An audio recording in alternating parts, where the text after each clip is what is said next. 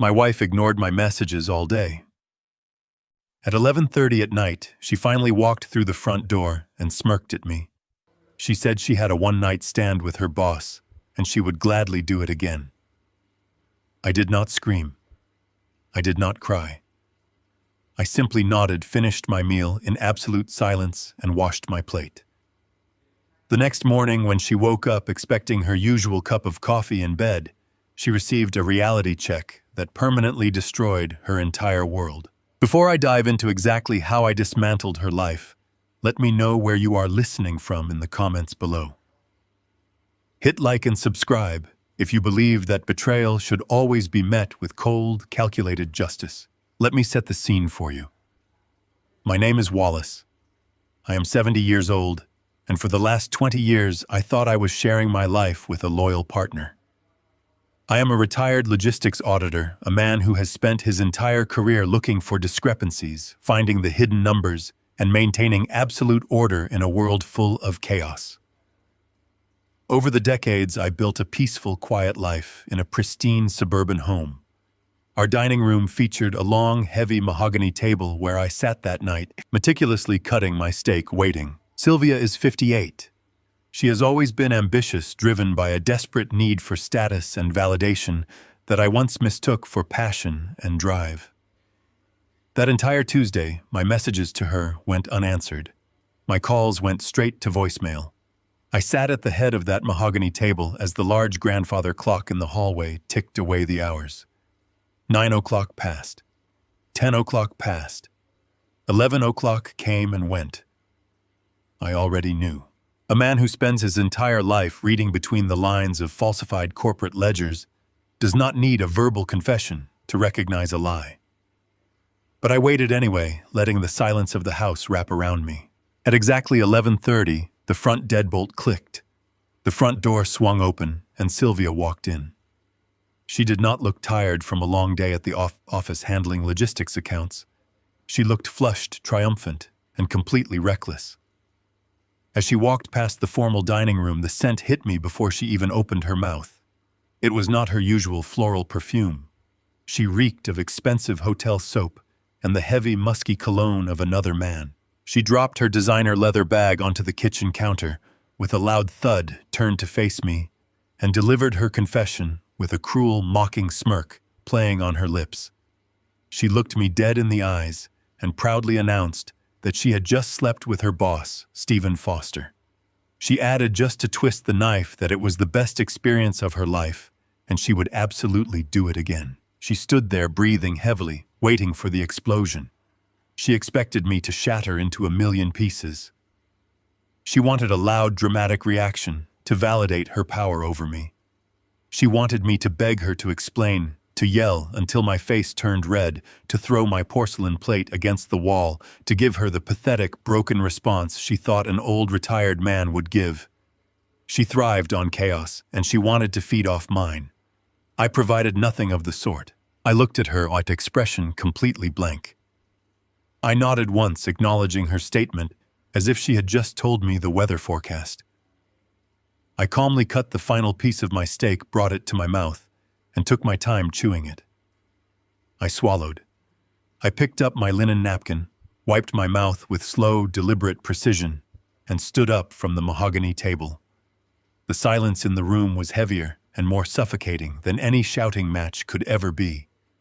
I picked up my plate, walked right past her to the kitchen sink, turned on the warm water, and quietly washed it. Sylvia stood near the counter, her cruel smirk faltering, quickly replaced by a deep, ugly irritation. She hated that I was denying her the drama. She laughed, a hollow, bitter sound that echoed off the high ceilings. She called me a spineless, pathetic old man. She sneered that I was too weak and irrelevant to even fight for my own marriage. She turned on her heel and stormed up the wooden stairs, intentionally slamming the master bedroom door so hard the walls shook. I did not react. I dried my hands on a towel, folded it neatly, walked down the hall to the guest bedroom, and locked the solid oak door behind me. I sat on the edge of the guest bed, pulled out my phone, and began making the phone calls that would systematically end her reality. Sylvia woke up at 9 o'clock the next morning. For 2 decades, I had maintained a very specific routine. Every single morning I woke up early, went down to the kitchen, brewed a fresh pot of premium dark roast coffee, and brought her a steaming cup in bed. It was a gesture of love, a daily act of service that over the years she had come to view as a mandatory entitlement. I knew exactly what she was expecting as she stretched comfortably in our king-sized bed, wrapped tightly in her expensive silk sheets, waiting for her spineless husband to serve her. When the coffee did not arrive by 9:15, she finally threw off the covers and came downstairs. She was wearing her luxurious silk robe, her hair perfectly tousled, wearing an expression of supreme annoyance, ready to scold me for being late. But as her bare feet hit the bottom of the staircase and she stepped into the entryway, she stopped dead in her tracks. The living room she thought she commanded had been fundamentally changed. I was sitting calmly on a stool at the kitchen island, sipping my own cup of coffee. Beside me sat Anthony Carmichael, my sharp, ruthless corporate attorney, a man whose tailored charcoal suit and piercing gaze left absolutely no room for negotiation. Behind us, two professional movers in matching uniforms were quietly and efficiently packing my personal collection of antique clocks into heavy wooden crates. These were valuable clocks I had spent a lifetime collecting from around the world, and they were the very first things to be secured and removed from the property. Sylvia stared at the bizarre scene, completely bewildered. Then the bewilderment quickly mutated into outrage. She stormed into the kitchen and began to yell. She demanded to know who these strange men were, what they were doing with the antiques, and what was happening in her house. She screamed that I had finally lost my fragile mind and threatened to call the police to have everyone removed. I did not raise my voice. I did not even stand up. I simply slid a thick, heavy manila folder across the cold granite countertop. It stopped right at the edge, resting inches from her trembling fingers. The silence in the room returned thick and absolute. The movers stopped packing and stood perfectly still. Anthony Carmichael looked at Sylvia with the cold, calculating detachment of a corporate executioner. He instructed her in a low, unwavering voice to open the folder and read its contents before she made the mistake of uttering another word. Her hands were shaking with indignation and confusion, but she ripped the manila folder open. Inside sat two crisp pieces of paper. The first was an immediate residential eviction notice. It was perfectly legal, notarized, and irrevocably binding. The second piece of paper was a formal corporate termination letter. But this was not just any standard termination letter. It bore the gold-embossed seal and official letterhead of her own logistics firm, the very company where she worked alongside her boss and lover Stephen Foster. This is the part of the story Sylvia never bothered to learn, because she never respected me enough to ask. She always thought I was just a retired mid-level accountant who pushed meaningless papers, balanced simple books, and lived on a fixed pension. She thought my calm demeanor was a symptom of weakness and old age. What she did not know was that 10 years ago I quietly and methodically purchased the massive commercial debt of that exact logistics firm. They had been bleeding money, desperate for a silent investor to save them from total bankruptcy and liquidation. I stepped in through a proxy corporation. I became the shadow majority stakeholder. I owned the walls she worked inside. I owned the desk she sat at every day. I owned the very corporate entity that employed Stephen Foster. Sylvia stared at the termination letter, her eyes darting back and forth across the page. The blood completely drained from her face, leaving her looking hollow and pale. Her cruel, triumphant smirk from the night before was entirely gone, replaced by pure, unadulterated terror. The illusion of her superiority shattered into a million pieces right there on my kitchen floor. I looked her dead in the eyes and informed her that her employment was terminated with cause effective, immediately severing all her benefits and severance packages due to gross misconduct. I then pointed to the eviction notice and told her she had exactly 30 minutes to pack a single suitcase with her personal clothing and vacate the premises. I told her that if she was still standing inside my house at 9:31, Anthony would have the local authorities remove her for trespassing. She tried to speak, but the arrogance had been completely choked out of her throat. She realized in a terrifying instant that her night of triumphant infidelity had cost her her lucrative career, her luxurious home, and her entire financial security. Panic completely took over her body. She grabbed her smartphone from the kitchen counter. her hands trembling so violently she could barely type in her passcode to unlock the screen. With tears of pure, helpless rage streaming down her face, she dialed our son Travis. She needed a lifeline. She needed a weapon to fight back against me. She had absolutely no idea that by making that desperate phone call, she was pulling him into a financial trap that would ultimately destroy him too. The antique clocks were safely packed and gone by noon. The house was quiet again.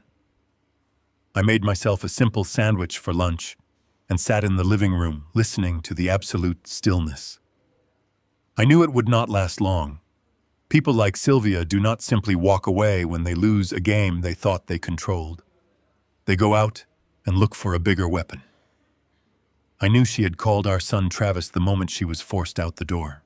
What I was waiting to see was exactly how Travis would choose to play his hand against me. At 1:15 in the afternoon, the silence of my suburban street was broken by the crunch of heavy tires on gravel. The flash of red and blue lights reflected off my living room windows. I stood up slowly and walked to the front window, keeping myself hidden behind the sheer curtains. 2 local police cruisers pulled into my long driveway, parking at sharp angles, as if they were responding to a volatile crime scene. Travis stepped out of the lead vehicle.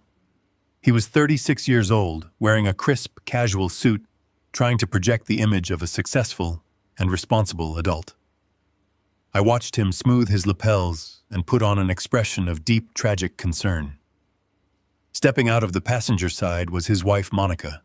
She was 34, a woman whose entire personality was built on social climbing and manipulation. She had always looked at me not as a father-in-law, but as a waiting inheritance.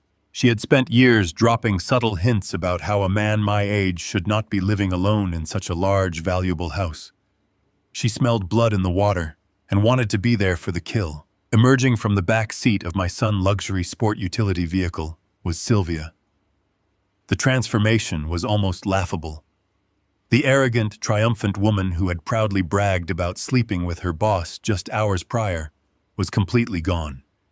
She had swapped her expensive silk robes and designer accessories for a plain, oversized sweater. She kept her head bowed and her shoulders slumped, trembling slightly as she stood behind our son. She was playing the role of the terrified, helpless victim who had been violently thrown out into the cold by a madman. I cracked the window open just a fraction to listen to the performance. Travis approached the 2 police officers. He placed a hand over his chest, shaking his head with a practiced look of sorrow. I could hear his voice perfectly modulated to sound like a loving son at the absolute end of his rope. He told the officers that I was suffering from rapid onset dementia. He used clinical words like severe paranoia and dangerous manic episodes. He claimed that his poor mother had come home from a long, exhausting shift at the office, only to find her mentally unstable husband throwing her belongings onto the street in a fit of absolute delusion. He insisted that I had illegally locked my vulnerable wife out of her own home, that I was not in my right mind, and that I was a potential danger to myself and others. The officers listened intently, taking notes on their small notepads. Their expressions shifted to a mix of pity for Sylvia and extreme caution toward me. They were being fed a flawless narrative. Travis was painting a picture of a tragic family emergency, positioning himself as the heroic savior stepping in to protect his mother from a sick, unpredictable old man. I watched them from the shadows of my living room, dissecting their performance exactly as I would audit a falsified financial ledger. The lies were constructed to provoke immediate police intervention.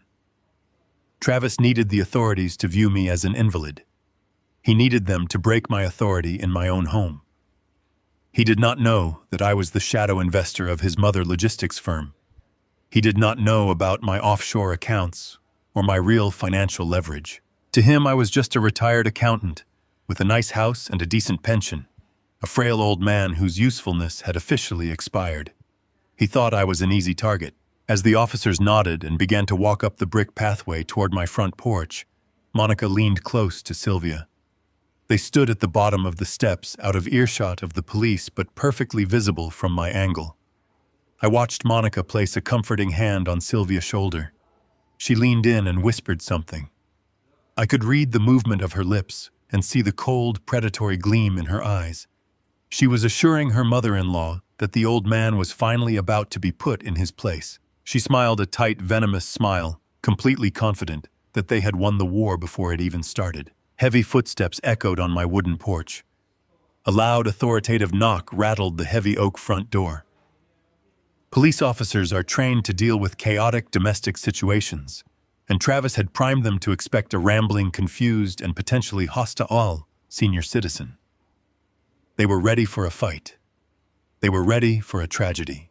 I took a deep breath, smoothed the front of my freshly pressed button-down shirt, and checked my watch. The timing was exactly as I had calculated. I walked away from the window, my steps measured and calm. I did not rush. I approached the front door, turned the brass deadbolt, and pulled it open to face the ambush. The two officers stood on my porch, their hands resting cautiously near their duty belts. Travis stood just behind them, his face arranged in a mask of tragic sorrow. Monica and Sylvia huddled at the bottom of the stairs, ready to witness my public humiliation. I stood in the doorway, perfectly upright, my posture rigid and my expression completely blank.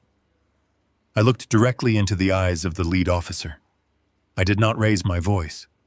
I did not look confused or paranoid.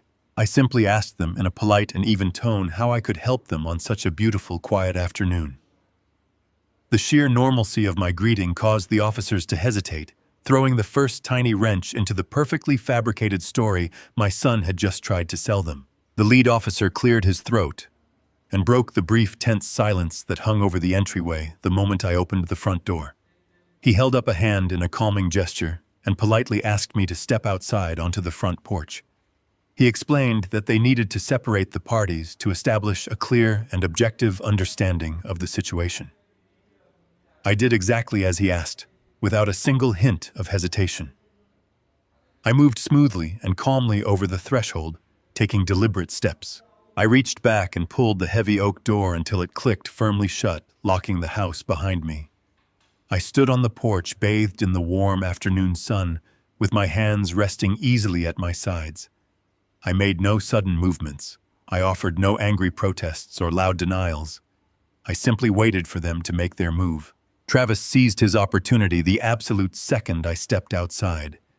He moved quickly past his mother and walked right up to the officers, invading their personal space just enough to command their full attention. He carried a sleek brown leather briefcase that he must have purchased specifically to look the part of a serious executive. He laid the briefcase flat on the wooden porch railing, snapped the golden latches open with a loud click, and pulled out a thick stack of crisp white paper. He handled the pages with the practiced ease of a man who had rehearsed this exact confrontation in front of a mirror 100 times over. He handed the thick document to the lead officer with a heavy, dramatic sigh. Travis began to spin his web, putting on a masterclass performance of a loving son burdened by an unimaginable family tragedy. He told the police that my mental condition had been deteriorating rapidly and dangerously over the past 6 months. He claimed I was having severe memory lapses, aggressive paranoid delusions, and unpredictable manic episodes. He painted a vivid, pathetic picture of a desperate family trying everything in their power to manage a sick and erratic patriarch who was losing his grip on reality. Then he pointed a finger directly at the papers in the officer's hands and delivered his killing blow. He announced in a clear, authoritative voice that he was my legally designated guardian. He stated that the paperwork they were holding was a comprehensive and durable power of attorney. He claimed that I had signed it months ago during a rare, fleeting moment of mental clarity, giving him total and absolute control over my entire estate, my medical decisions, my properties, and my finances. The two police officers stepped back slightly to examine the document together. I watched their eyes scan the dense legal paragraphs. I did not need to see the paper up close to know exactly what was printed on it. Travis had clearly gone to extraordinary lengths and spent a significant amount of money to make the forgery look absolutely flawless. The officers flipped to the very last page of the packet. They saw a signature in blue ink that perfectly and meticulously mimicked my own handwriting. They saw the raised, embossed foil seal of a licensed notary public. They saw official-looking legal jargon printed on heavy, expensive stock paper designed to project undeniable authority. To a highly trained forensic auditor like myself, the forgery was an obvious and amateurish, desperate act. A deep dive into the digital metadata, the notary public logbook, and the geographic timeline of when that signature was supposedly executed would tear that document into 1,000 worthless pieces in a court of law. But these were neighborhood patrol officers responding to a residential domestic disturbance call on a quiet Tuesday afternoon. They were not forensic accountants or probate judges equipped to verify signatures. They were street cops looking at a physical document that appeared completely and totally legitimate on its face. In the eyes of the law at that exact moment on my front porch, that piece of paper was gospel. Travis continued his calculated performance, pressing his advantage, while the officers reviewed the pages. He told the police that because he held full legal authority over my estate, I had absolutely no legal right to evict his mother from the premises. He insisted that Sylvia had every legal right to remain in the marital home, and that my attempt to throw her out was the illegal, irrational act of a confused and dangerous old man. He demanded that the police restore order by forcing me to open the door and let her back inside immediately. The lead officer carefully folded the document and handed it back to my son. He turned and looked at me with a mixture of professional sympathy and firm, unyielding authority. He explained that their hands were legally tied. He told me that they were responding to a civil matter and they simply could not ignore a notarized power of attorney presented at the scene of a dispute. He said that domestic conflicts involving legal guardianships and health directives were incredibly complicated, but their primary job was to keep the peace and follow the formal documentation provided to them on site. The officer took a step closer to me, resting his hand casually near his radio. His voice dropped to a calm, steady register, meant to pacify a volatile suspect. He gave me my final ultimatum. He said I had exactly 2 choices to de-escalate the situation and avoid a trip to the police station. I could unlock the front door, step aside, allow my wife to return to her residence, and let the family resolve the dispute peacefully indoors. Or if I stubbornly refused to allow her inside, I would be the one forced to leave the property. He explained very clearly that if I chose to fight the power of attorney right now, or physically bar her from entering, I would be arrested for disturbing the peace and violating a legal guardianship mandate. I stood on the porch and let the heavy weight of his words settle in the warm afternoon air. I looked past the officers and locked eyes directly with my son. Travis was watching me intensely, measuring my reaction. He let the mask of the concerned, grieving son slip for just a fraction of a second. A slow, arrogant smirk crept across his face, pulling at the corners of his mouth. His eyes were shining with absolute victorious triumph. He thought he had completely outsmarted me. He thought he had brilliantly used my own rigid adherence to the law and order against me. He believed he had cornered his father in an inescapable legal trap, where any angry reaction would only prove my supposed insanity, and any quiet submission would strip me of my home. He stood tall, clutching his forged document, entirely confident that he had won the war. The urge to fight is a very primitive and deeply human instinct. When you are standing on the wooden porch of the home you paid for, with decades of your own labor, staring directly at the son you raised from a boy and the wife who betrayed your marriage, every single nerve in your body screams at you to defend your territory. A lesser man would have yelled until his throat was raw. A lesser man would have grabbed that forged piece of paper from the police officer and torn it into 100 useless shreds. But I am an auditor by trade and by nature. I have spent my entire professional life evaluating risk, identifying traps, and remaining perfectly unbothered in high-pressure situations. Travis had laid out a brilliant little snare on my front steps. If I raised my voice even a fraction of a decibel, the police would see an aggressive and confused old man throwing a dangerous tantrum. If I tried to explain the complex corporate debt structures and my offshore financial leverage, I would sound completely delusional to 2 neighborhood patrol cops who just wanted to close out a messy domestic dispute call before the end of their shift. Travis desperately needed me to lose my temper. He was practically begging for a violent reaction, so he could justify putting me in a psychiatric hold and stripping away whatever legal rights I had left. I decided to give my son absolutely nothing. I turned my attentions away from Travis and looked back at the lead police officer.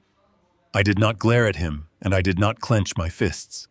I simply gave him a slow and understanding nod. I told the officer that I completely understood his legal position and that I had the utmost respect for the incredibly difficult job he had to perform today.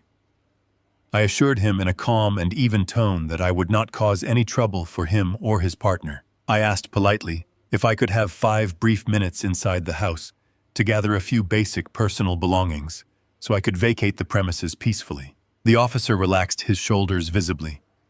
He was clearly relieved that he would not have to wrestle a 70-year-old man to the ground and force him into the back of a cramped squad car. He stepped aside and gestured toward the door, telling me to go ahead. I turned the heavy brass knob, opened my front door, and walked back inside the house. I intentionally left the front door swung wide open so the police officers could see my every movement from the porch. I wanted to project total transparency. I had absolutely nothing to hide. I walked up the carpeted stairs to my master bedroom. The house was exceptionally quiet, holding the memories of my entire adult life, but I felt no emotional or sentimental attachment to the painted drywall and the polished hardwood floors. A house is just an asset, and assets can be liquidated or abandoned when they no longer serve a strategic purpose. I opened my closet and pulled a sturdy small leather duffel bag from the top shelf. I moved methodically and with absolute precision. I packed 3 changes of clean clothes, a simple toiletry kit, and a pair of comfortable walking shoes. I did not pack any framed photographs or sentimental trinkets. I did not take anything that would weigh me down. I did not rush the process. I folded my shirts, taking my time, letting the profound silence of the empty house wrap around me one last time. I zipped the leather bag shut and walked back down the staircase. My footsteps were slow and steady, echoing softly against the walls. I was not a terrified man being chased out of his own life by his cruel family. I was a man executing a flawless and necessary strategic retreat. I stepped back out onto the sunlit porch, holding my small leather bag by its sturdy handles. I pulled the front door shut behind me, listening to the familiar click of the lock. I handed my personal set of house keys directly to the lead police officer without a single word of protest. I told him I was leaving the property voluntarily to keep the peace and ensure everyone remained safe. I walked down the brick pathway, moving slowly past my waiting family. Travis puffed out his chest, standing tall and completely convinced of his own genius. He thought he had outmaneuvered a man who had taken down international fraud rings. Monica stood closely beside him, and she did not even try to hide her absolute delight. I watched her eyes dart up toward the second-story windows of the house. I could see the greedy calculations running behind her eyes. She was already mentally measuring the square footage, picking out new paint colors for the bedrooms, and planning exactly where to put her expensive furniture.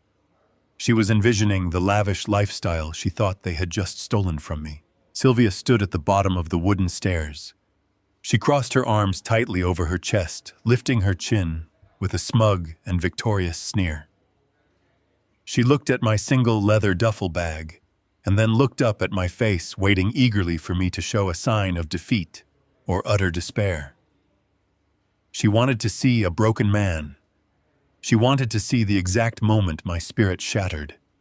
I walked right past her without offering her a single glance. They watched me walk down the driveway toward my reliable sedan, entirely convinced that they had broken me.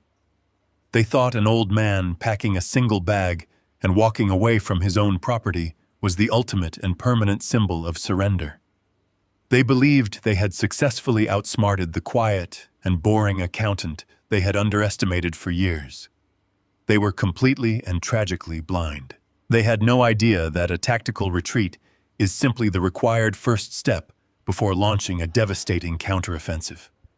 They thought they had won the house, but they had merely locked themselves happily inside the very cage I had built for them. I shifted the sedan into drive and pulled away from the manicured curb. I watched the sprawling suburban house shrink in my rearview mirror until it vanished completely behind a row of towering ancient oak trees. I did not shed a single tear. I did not grip the steering wheel with white knuckles.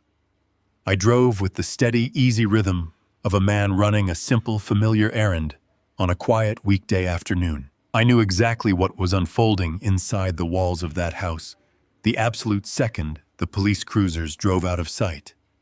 The carefully constructed masks of tragic concern and profound sorrow would hit the floor before the dust even settled in the driveway. I could picture the scene with crystal clarity because I had spent decades quietly observing the shallow, predictable depths of their greed. Travis would walk straight into my private study. He would ignore the books and the family photographs and go directly for the heavy mahogany cabinet. He would reach past the everyday bottles and grab the crystal decanter holding my most expensive aged scotch, a rare bottle I had been saving for a truly monumental occasion. He would pour generous, careless glasses for himself, and Monica, the amber liquid splashing over the rims.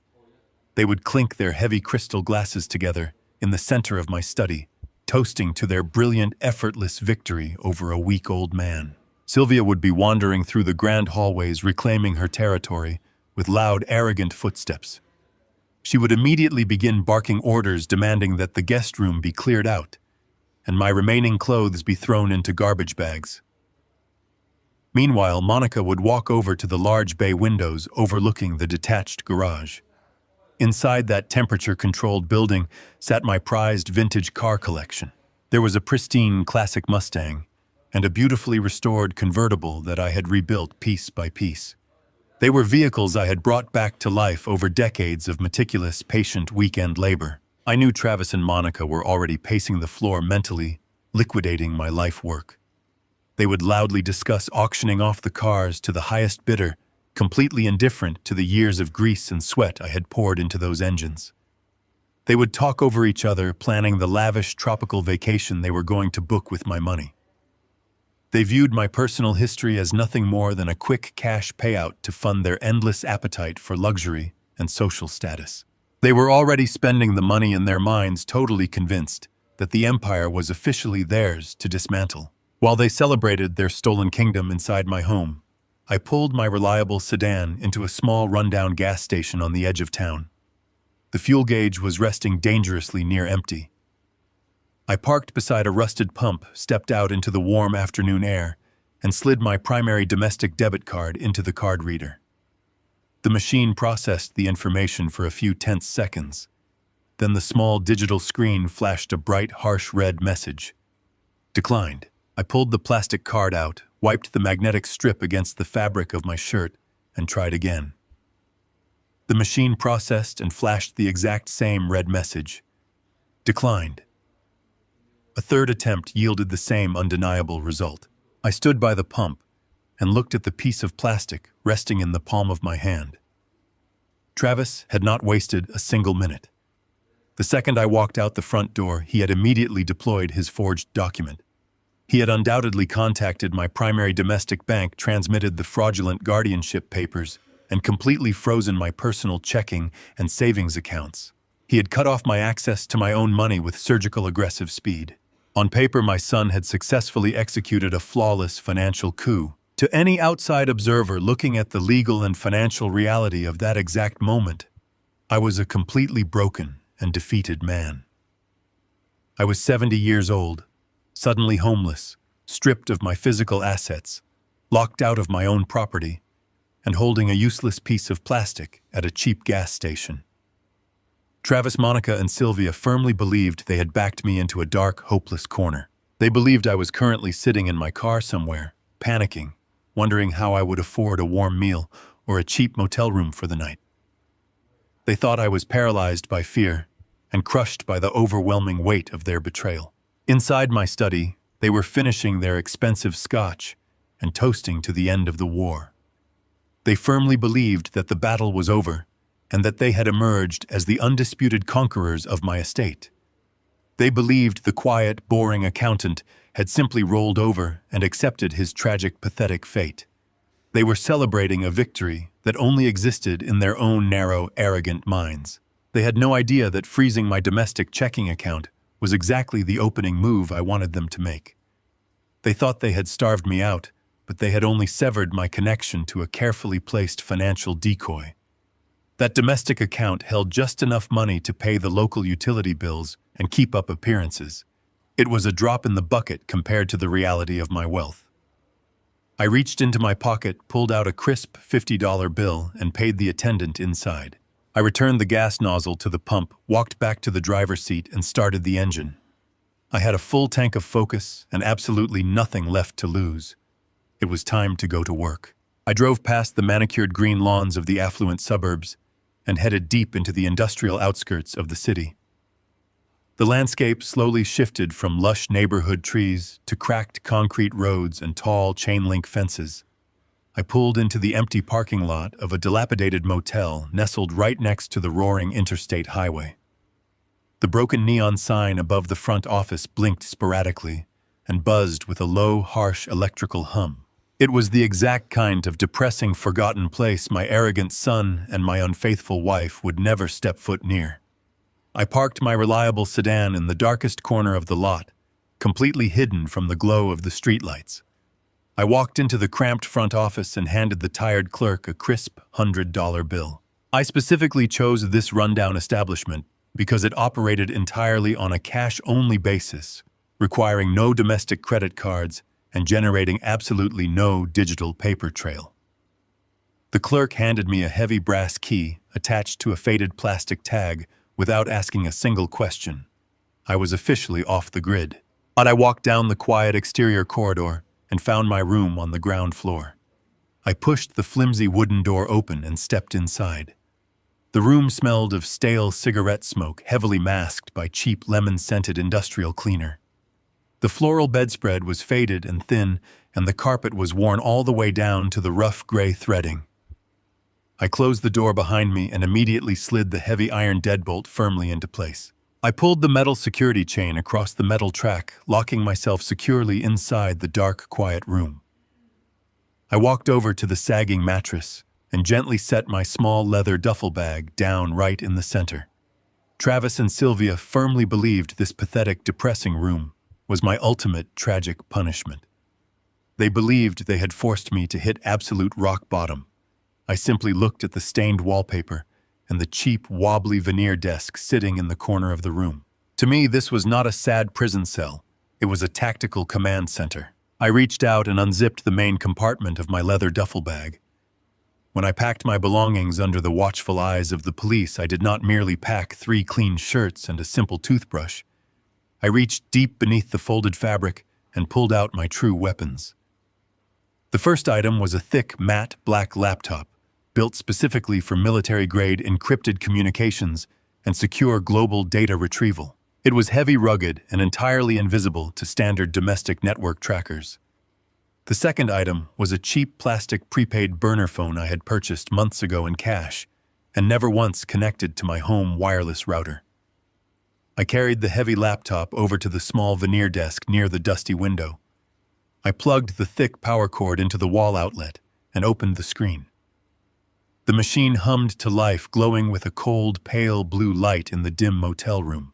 I sat down on the uncomfortable wooden chair and rested my hands on the keyboard.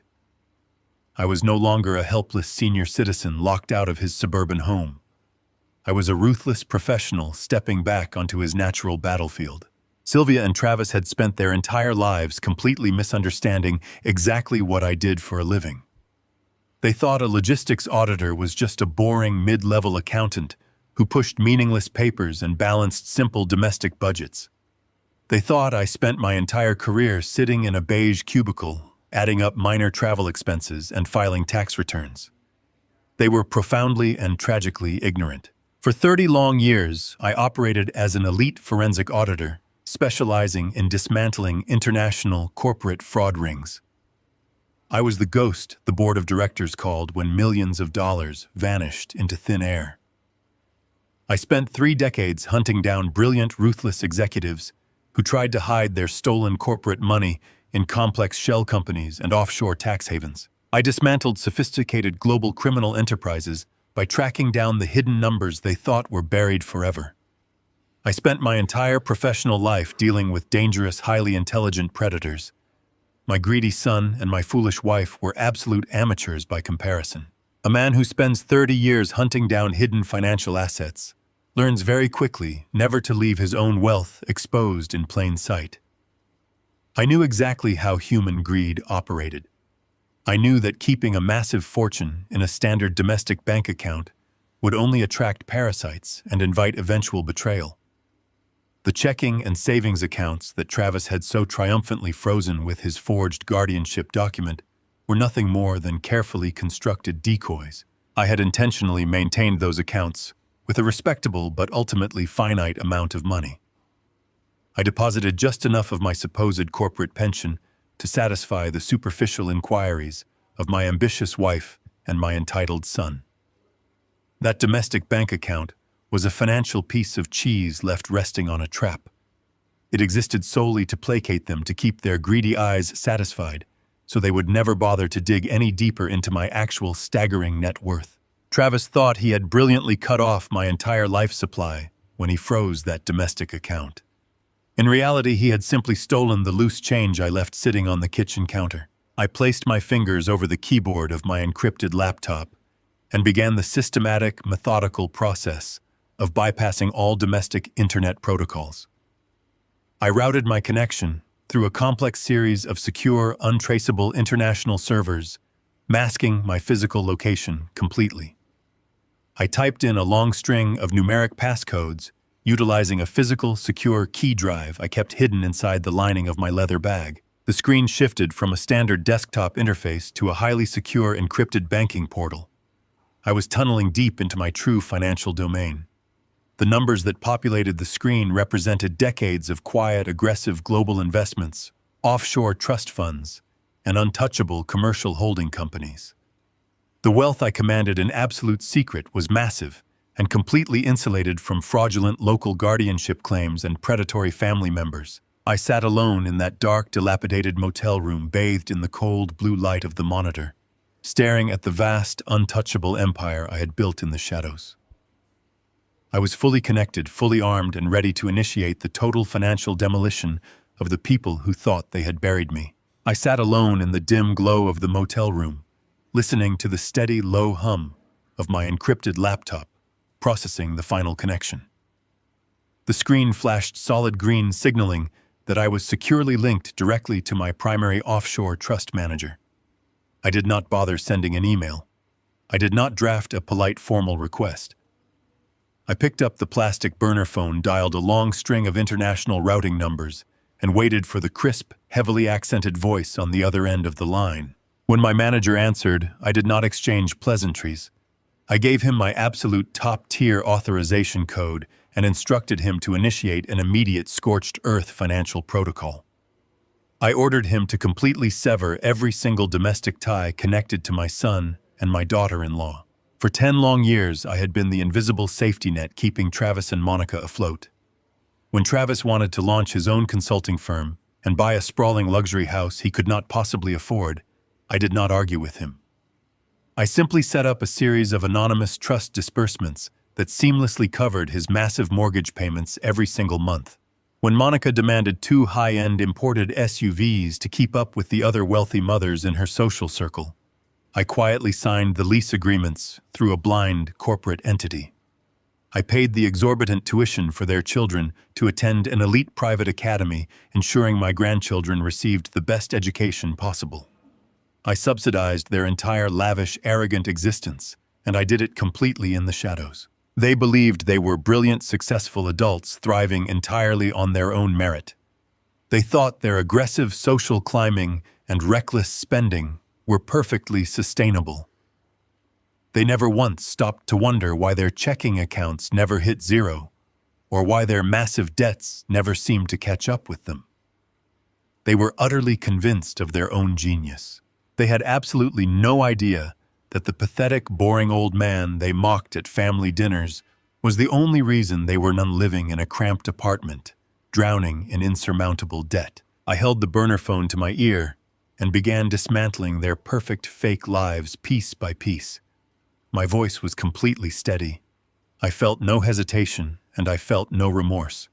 I ordered the trust manager to immediately cancel the automatic monthly transfers covering the mortgage on their luxury home.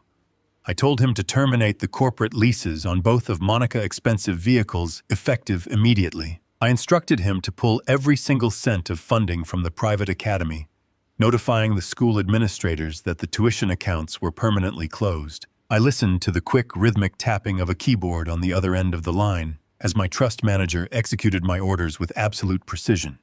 He did not ask questions. He simply confirmed each cancellation as the domestic accounts were aggressively permanently frozen. With a few swift keystrokes, I guaranteed that my son's financial ruin was no longer a possibility. It was an absolute mathematical certainty. The consequences of my actions would not be delayed. They would not have weeks or months to prepare. The financial shockwave would hit them with devastating speed. In less than 48 hours, the luxury car dealership would dispatch recovery agents to repossess Monica vehicles right out of her manicured driveway. The bank holding their massive mortgage would issue an immediate notice of default, triggering an aggressive foreclosure process they had absolutely no way to stop. The prestigious private school would pull their children out of class, informing the administration that their accounts were severely delinquent. Travis and Monica had spent years treating me like a disposable nuisance. They had smiled in my face while secretly praying for my rapid decline. They had used a forged legal document to lock me out of my own home and freeze my superficial domestic accounts, believing they had successfully starved me out. They thought they had brilliantly severed my financial lifelines. They were about to discover the terrifying reality of what happens when you arrogantly bite the invisible hand that has been feeding you for a decade. I ended the phone call and placed the burner phone carefully on the desk next to the glowing laptop screen. The room was perfectly quiet again. I leaned back in the uncomfortable wooden chair and took a slow, deep breath. I pictured Travis sitting in my private study sipping my expensive scotch, completely oblivious to the massive, unstoppable financial disaster barreling directly toward him. He thought he was a king sitting on a stolen throne. He had no idea that the entire castle was built on a foundation of sand, and I had just ordered the tide to roll in. With the financial lifelines completely severed, and my son destined for absolute ruin within 48 hours, I turned my attention to the other half of the equation. Travis and Monica were merely parasites feeding off the resources I had quietly provided, but they were not the architects of this particular betrayal. Sylvia and her arrogant boss, Stephen Foster, were the true catalysts. They were the ones who had proudly flaunted their infidelity and set this entire chain of events into motion. I sat in the dim light of the motel room, staring at the heavy encrypted laptop resting on the cheap veneer desk. I knew from 30 years of auditing corporate fraud that people do not suddenly become reckless without a very specific monetary motive. A woman like Sylvia does not risk a comfortable suburban marriage and her professional reputation for a simple, fleeting romance. An executive like Stephen Foster does not sleep with his logistics manager unless there is a shared secret binding them together. In the corporate world, adultery is rarely about passion. It is almost always a physical manifestation of a much deeper financial betrayal. People only get sloppy when they believe they are completely invincible, and stolen money breeds that exact brand of dangerous arrogance. I reached for my prepaid burner phone and dialed a highly secure international number. I needed someone who operated entirely outside the boundaries of domestic law enforcement. I contacted an elite private investigator I had utilized many times during my career, dismantling global criminal syndicates. He was a digital ghost, a man who specialized in deep corporate espionage, forensic data retrieval, and tracing hidden assets across international borders. I did not give him a lengthy explanation of my marital problems. I simply gave him 2 names and a single target. I told him to look into Stephen Foster, Sylvia Reed, and the offshore shipping manifests of the logistics firm they managed. I instructed him to follow the money and find the hidden ledger I knew had to exist. I waited in the quiet motel room, listening to the low hum of the highway traffic outside my window. I knew the investigator would not take long. Amateurs always leave a trail of breadcrumbs because they firmly believe no one is smart enough to look for them.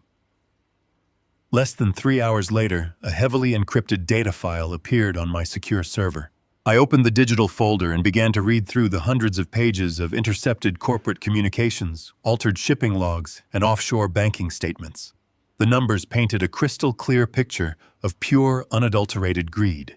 The logistics firm which I secretly owned as the majority stakeholder had massive, glaring discrepancies in its international shipping manifests. There were hundreds of records detailing phantom cargo and ghost shipments routed through international waters.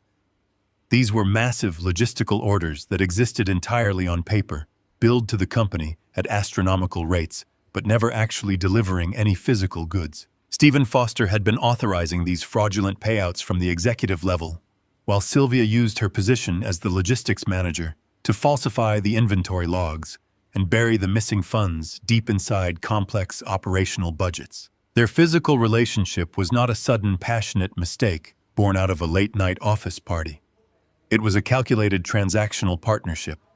They had been aggressively embezzling corporate funds for well over a year. Stephen needed a high-level inside manager to manipulate the shipping records without raising suspicion, and Sylvia needed the massive illegal payouts to fund the lavish, wealthy lifestyle she so desperately craved.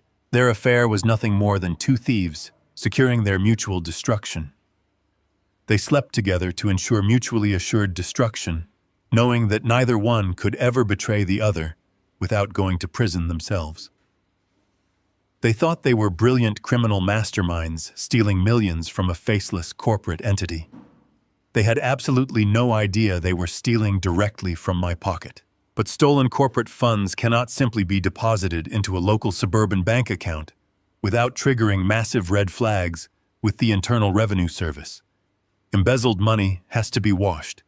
It has to be meticulously cleaned and legitimized before it can be spent on luxury hotel rooms, expensive designer bags, and high-end restaurants. I continued scrolling through the investigator's forensic report, following the trail of the missing capital. The stolen funds flowed out of the logistics firm into a series of blind offshore accounts in the Caribbean. From there, the money slowly trickled back into the domestic economy through a very specific vendor. The investigator had flagged a massive series of payments made to an independent corporate consulting firm. The logistics company was paying this external vendor tens of thousands of dollars every single month for supposed logistical analysis and strategic planning services. I opened the business registration documents for this consulting firm, and a cold, sharp smile touched my lips. The registered owner and sole proprietor of the shell company was my son Travis. The puzzle pieces snapped together with terrifying, perfect clarity. Travis spending his days pretending to be a brilliant self-made entrepreneur was a complete fabrication. His entire consulting business was nothing more than a fake company designed entirely to generate fraudulent invoices. He was billing the logistics firm for services that were never rendered, and Stephen Foster was approving the payments. Travis was taking the stolen corporate cash, cleaning it through his fake business, taking his own substantial cut, and then distributing the rest of the washed money back to Sylvia and Stephen. The entire family was completely complicit. They were a pathetic, disorganized criminal syndicate operating right under my nose. Suddenly, the events of the afternoon made perfect mathematical sense.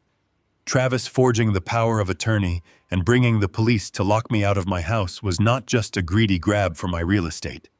He was absolutely desperate. If his consulting business failed to wash the money properly, or if anyone looked too closely at his domestic accounts, Stephen Foster would likely cut him off or destroy him. They needed my house and my superficial savings to maintain their lifestyle, because maintaining the shell company was becoming too expensive and too dangerous. They needed to eliminate me to secure their own financial safety net. I closed the encrypted files and leaned back in the wooden chair. The audit was officially complete. I had all the evidence I needed neatly organized in a single digital folder. My wife, my son, my daughter-in-law, and the arrogant executive who slept in my bed were all inextricably tied together in a massive ongoing federal crime. They had committed wire fraud, embezzlement, money laundering, and federal conspiracy. They thought they were playing a simple family drama, successfully locking a confused old man out of his house and stealing his retirement funds. They did not realize they had just handed a veteran forensic auditor the exact map required to send every single one of them to a federal penitentiary. The trap I was building was no longer just about causing them financial ruin. It was about absolute, total annihilation. I sat back in the cheap wooden chair of my motel room, the glow of the encrypted laptop screen reflecting in my eyes. I had the entire picture now. Sylvia, Stephen Foster, Travis, and Monica were all bound together in a massive federal-level criminal conspiracy. They had stolen millions, laundered it through my son's fake consulting business, and lived a life of absolute luxury on corporate dimes that technically belonged to me. The sheer arrogance of their operation was staggering. They had convinced themselves they were brilliant masterminds, completely unaware that the very man they had mocked and dismissed was the invisible architect of the corporate structure they were looting. It was time to close the trap. I did not need to make any threatening phone calls or send angry emails. A man with true power never needs to announce his intentions. I placed my hands back onto the keyboard, accessing the highest level of administrative control over the logistics firm. With my shadow majority stakeholder status, I possessed unilateral authority to halt any and all financial operations within the company. I initiated a total and immediate freeze on all corporate accounts.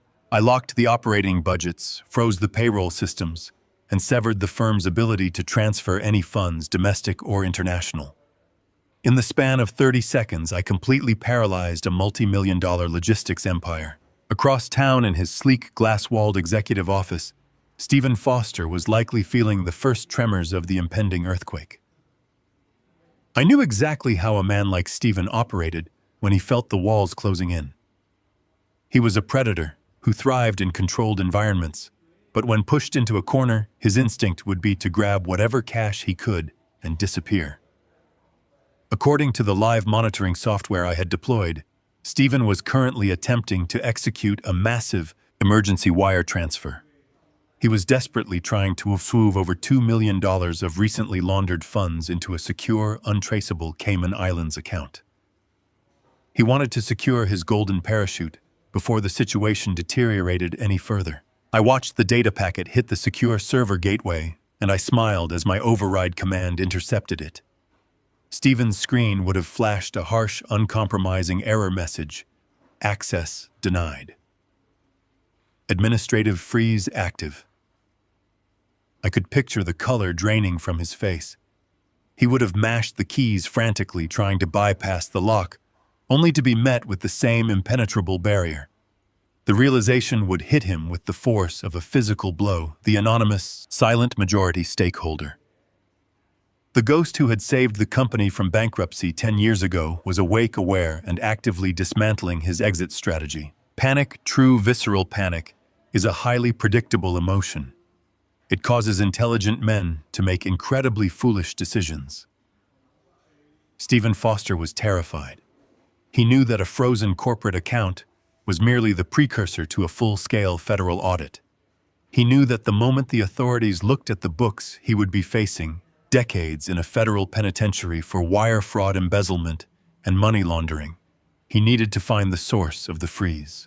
He needed to eliminate the threat before the FBI showed up at his door. My encrypted network was designed to be a fortress, an impenetrable maze of international routing and spoofed locations. However, I am a firm believer that the most effective traps are the ones that offer the prey a seemingly brilliant way out. I intentionally left a minuscule, highly specific digital breadcrumb trailing back from the frozen corporate server. It was a subtle flaw in the routing protocol designed to look like a careless mistake made by a brilliant but aging auditor. It was just enough information to allow a desperate, panicking executive to trace the origin of the administrative block back to a specific local internet service provider. Stephen Foster took the bait flawlessly. He traced the IP block, narrowing the location down to the industrial outskirts of the city, right to the specific sector where my dilapidated, cash-only motel was located. He didn't know exactly who was sitting behind the keyboard, but he knew the threat was local, physical, and currently active. He could not afford to wait for a legal resolution. He needed the physical ledgers, the encrypted laptop, and whatever hard evidence was being used to hold his money hostage. He needed to destroy the auditor before the auditor destroyed him. Stephen did what desperate men always do.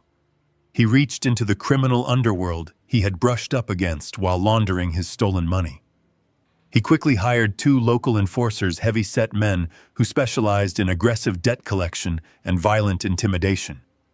He paid them an exorbitant sum in cash, giving them a single brutal directive: locate the source of the IP block, break into the room, secure the laptop and any physical documents, and eliminate the problem by any means necessary. I sat in my dark motel room listening to the low, steady hum of the highway traffic outside.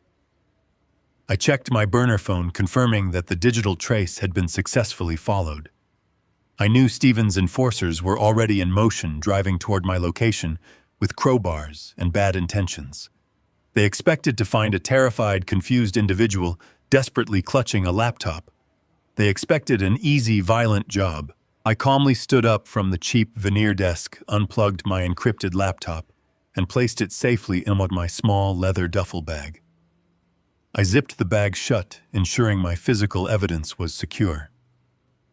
I walked over to the sagging mattress and quickly stripped the floral bedspread, making it look as though the room had been hastily abandoned. I moved with absolute precision, feeling no fear, only the cold, sharp focus of a man setting the final stage of a perfect ambush. I was not going to be sitting in that room when the door was kicked in. I was going to be exactly where I always was, in the shadows, quietly watching my enemies dig their own graves. The digital clock on my dashboard flipped to exactly 2 in the morning. The industrial outskirts of the city were completely dead and abandoned. The only sound cutting through the thick, humid air was the distant roar of a few long haul trucks pushing down the interstate, and the relentless electrical buzz of the broken neon sign above the motel office. I sat perfectly still inside my darkened sedan, parked across the street in a gravel lot, completely swallowed by the shadows. I kept my breathing slow and measured, watching the entrance of the dilapidated motel through the windshield. I had been waiting for almost 3 hours, but I felt no fatigue. I knew Stephen Foster would not waste any time. Desperate men facing decades in a federal penitentiary cannot afford to be patient. They must act with immediate violent urgency to stop the bleeding. Right on schedule, a heavy black sport utility vehicle turned off the main access road. It did not have its headlights on. The driver navigated by the ambient orange glow of the street lamps, letting the heavy vehicle roll silently into the cracked concrete parking lot of the motel. The thick tires crunched softly over the loose gravel and broken glass. The vehicle idled in the darkest corner of the lot, keeping its powerful engine running with a low, menacing rumble. They wanted to ensure a rapid escape route was secured. I watched as the front doors opened and 2 massive figures stepped out into the night air. They were exactly the kind of men an arrogant executive hires when he is terrified of losing everything. They were not random street thugs or disorganized criminals looking for a quick score. They moved with a synchronized, practiced efficiency that told me they had done this specific kind of violent retrieval job many times before. They were heavy-set, broad-shouldered men wearing dark, tactical clothing designed to blend seamlessly into the shadows. I watched through the glass of my windshield as they reached back into the vehicle and pulled out their tools. They carried heavy steel crowbars and clipped encrypted radios to their leather belts. They did not speak to each other. They did not need to exchange a single word. They had a singular, brutal directive given to them by a panicked corporate boss. They were here to locate a 70-year-old retired accountant, secure a heavy encrypted laptop, destroy any physical corporate ledgers, and permanently silence the threat. I watched them walk across the empty parking lot. They moved with supreme, arrogant confidence.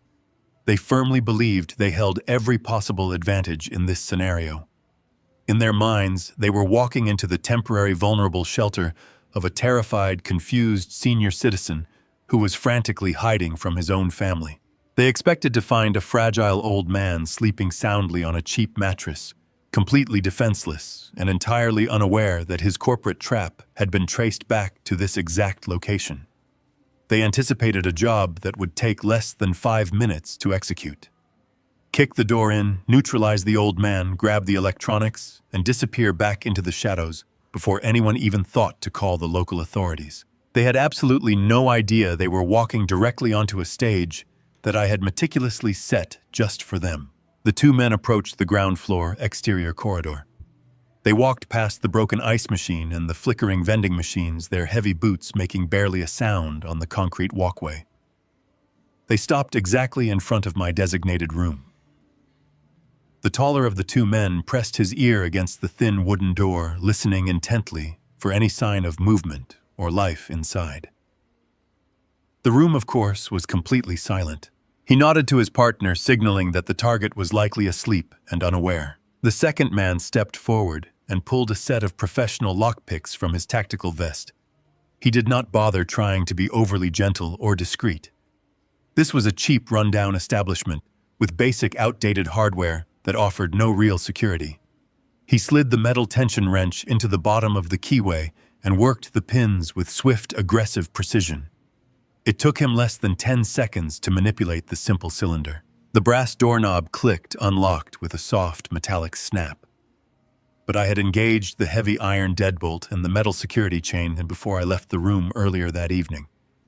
They knew the lock was picked, but the door refused to swing open.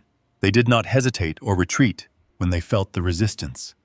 They shifted instantly from stealth to sheer, overwhelming violence. The taller man took a half step back, raised his heavy steel crowbar, and drove it brutally into the gap between the door and the wooden frame. The sound of splintering wood shattered the quiet night. He put his entire massive body weight behind the steel bar, ripping the cheap wooden doorframe to pieces. The iron deadbolt groaned under the immense pressure before the metal plate was violently ripped completely out of the wall. The security chain snapped like a brittle, dry twig. The door flew open and slammed against the interior wall with a deafening crash.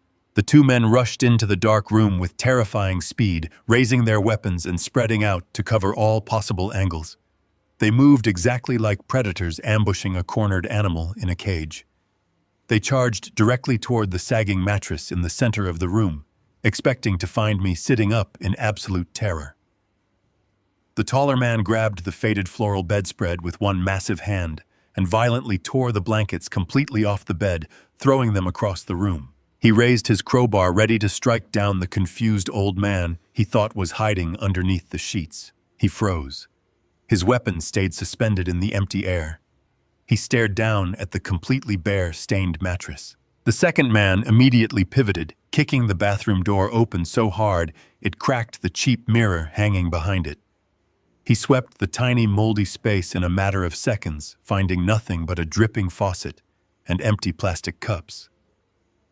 He rushed back into the main living area, his breathing heavy and aggressive. He grabbed the cheap veneer desk, the exact spot where I had been sitting an hour prior, and violently flipped it over. He was looking for the encrypted laptop, the ledgers, the digital files Stephen Foster had paid him an exorbitant sum of cash to retrieve. The desk crashed to the floor, splintering into pieces, revealing absolutely nothing. Panic began to rapidly replace their professional composure. They ripped the closet doors completely off their metal hinges, throwing the wooden panels onto the carpet. They tore the cheap paintings off the walls, checking frantically for hidden safes. They smashed the lamps and kicked the bedside tables to pieces. They aggressively ransacked every single inch of that small, depressing motel room, their movements growing more frantic and uncoordinated by the second. They pulled the drawers out of the dresser, dumping the empty contents onto the floor. They were tearing the room apart, looking for a ghost. They had come to execute an easy, violent job, entirely confident that they held the element of surprise. Now they stood in the center of the destroyed room, breathing heavily, surrounded by splintered wood and torn fabric. They looked at each other, the grim realization finally washing over them. The 70-year-old accountant was not a terrified victim, hiding in the dark, waiting to be slaughtered. The room was empty, because the target knew exactly that they were coming. The predators had just realized with a sudden chilling clarity that they had walked blindly into an empty cage. I sat comfortably in the driver's seat of my reliable sedan, parked safely across the 4 lanes of the desolate frontage road. My engine was turned off.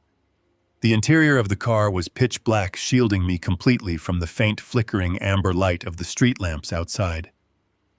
I rested a pair of heavy military-grade binoculars against the steering wheel, keeping the lenses focused squarely on the open doorway of my motel room. Through the magnified glass, I watched the two massive enforcers pacing back and forth amidst the shattered wooden furniture and the torn floral bedding. I could see the frantic heavy rise and fall of their broad shoulders. They were breathing hard, the adrenaline of their violent entry slowly souring into the bitter cold realization of complete failure. They were looking for a terrified old man, but all they found was the suffocating silence of an empty trap. I lowered the binoculars and looked down at the passenger seat. My heavy encrypted laptop rested securely on the upholstery, its screen glowing with a soft, muted light. I am a man who has spent 3 decades building airtight cases against brilliant criminals. I do not leave my physical safety to chance, and I never enter a battlefield without ensuring I have absolute total visibility over my enemies. When I first checked into that miserable cash-only motel, I did not just unpack my clothes and connect to a secure server. I spent my first 30 minutes in the room deploying 3 micro-surveillance cameras. I placed one inside the ventilation grate directly above the television. I hid another within the hollow wooden base of the bedside lamp. The third camera was mounted flush against the upper molding of the closet frame, providing a perfect, unobstructed downward angle of the entire living space. These were not cheap domestic security cameras you buy at a local hardware store. They were professional, high-definition devices equipped with infrared night vision and highly sensitive directional microphones. As I sat in my car, safe and completely untouchable, my encrypted laptop was silently receiving a flawless, real-time digital broadcast of everything happening inside that destroyed room. I leaned over the center console and watched the live video feed. The visual quality was breathtakingly crisp. I could see the sweat beading on the forehead of the taller man. I could see the panicked, aggressive darting of his eyes as he violently kicked a shattered desk drawer across the stained carpet. Most importantly, I captured crystal-clear, high-definition footage of their uncovered faces. They had been too arrogant to wear masks or obscure their identities. They firmly believed they were simply roughing up a senile, helpless grandfather who would never have the courage or the mental capacity to identify them to the local police. Their profound arrogance was currently being permanently etched into a secure digital hard drive. I tapped a few keys, isolating clear, still frames of their faces and running them through a background facial recognition database I kept on my offshore server. Within seconds, I had their full legal names, their criminal histories, and a comprehensive list of their known associates. They were no longer anonymous physical threats operating in the dark. They were simply 2 more names added to my growing ledger of people going to federal prison. Inside the motel room, the shorter man pulled a thick mobile phone from his dark tactical vest. His hands were shaking slightly. He paced near the shattered doorway, checking the empty parking lot before dialing a number. He pressed the speakerphone button, needing his partner to hear the conversation. The highly sensitive, hidden microphones in the room picked up the audio perfectly, transmitting it directly to the speakers of my laptop inside my car. The phone rang twice before it was answered. The voice that echoed through the small computer speakers was frantic, breathless, and utterly terrified. It was Stephen Foster. The arrogant, untouchable corporate executive was calling from his glass-walled office, completely unraveled by the administrative freeze I had placed on his stolen money. The shorter man cleared his throat and delivered the bad news. He told Stephen that the door was kicked in, the room was completely torn apart, but the target was gone. He confirmed that the old man, the laptop, and the physical corporate ledgers were absolutely nowhere to be found. The silence on the other end of the phone line was heavy, dense, and desperate. I could hear Stephen Foster breathing erratically through the phone speaker. He was a man who had built an empire of stolen wealth, and he was currently watching that empire crumble into dust in real time. When he finally spoke, his voice cracked with pure, unadulterated panic. Stephen ordered the 2 men to burn the room to the ground. He screamed through the phone, commanding them to douse the carpet, the mattress, and the walls with whatever chemical accelerant they had in their sport utility vehicle. He wanted the entire structure reduced to gray, smoking ash. He was completely convinced that a massive structural fire was the only way to ensure absolutely no physical evidence was accidentally left behind for the authorities to find. He told them he would happily double their cash payment if they guaranteed the motel room was destroyed within the next 5 minutes. I sat in my car and smiled. Stephen Foster had just crossed a massive uncrossable line. He was actively ordering the commission of felony arson to cover up his federal embezzlement and wire fraud. The taller man nodded, looking at the phone. He told Stephen the job would be done immediately and without fail. The call ended with a sharp digital click. I sat in the quiet comfort of my sedan, watching the live video feed as the two men rushed back out to their dark vehicle to retrieve their incendiary supplies. I did not feel any need to call the fire department or the local police patrol. A burning motel room was a remarkably small, completely acceptable sacrifice for the absolute masterpiece of criminal evidence I had just acquired. I pressed a final sequence of keys on my laptop keyboard.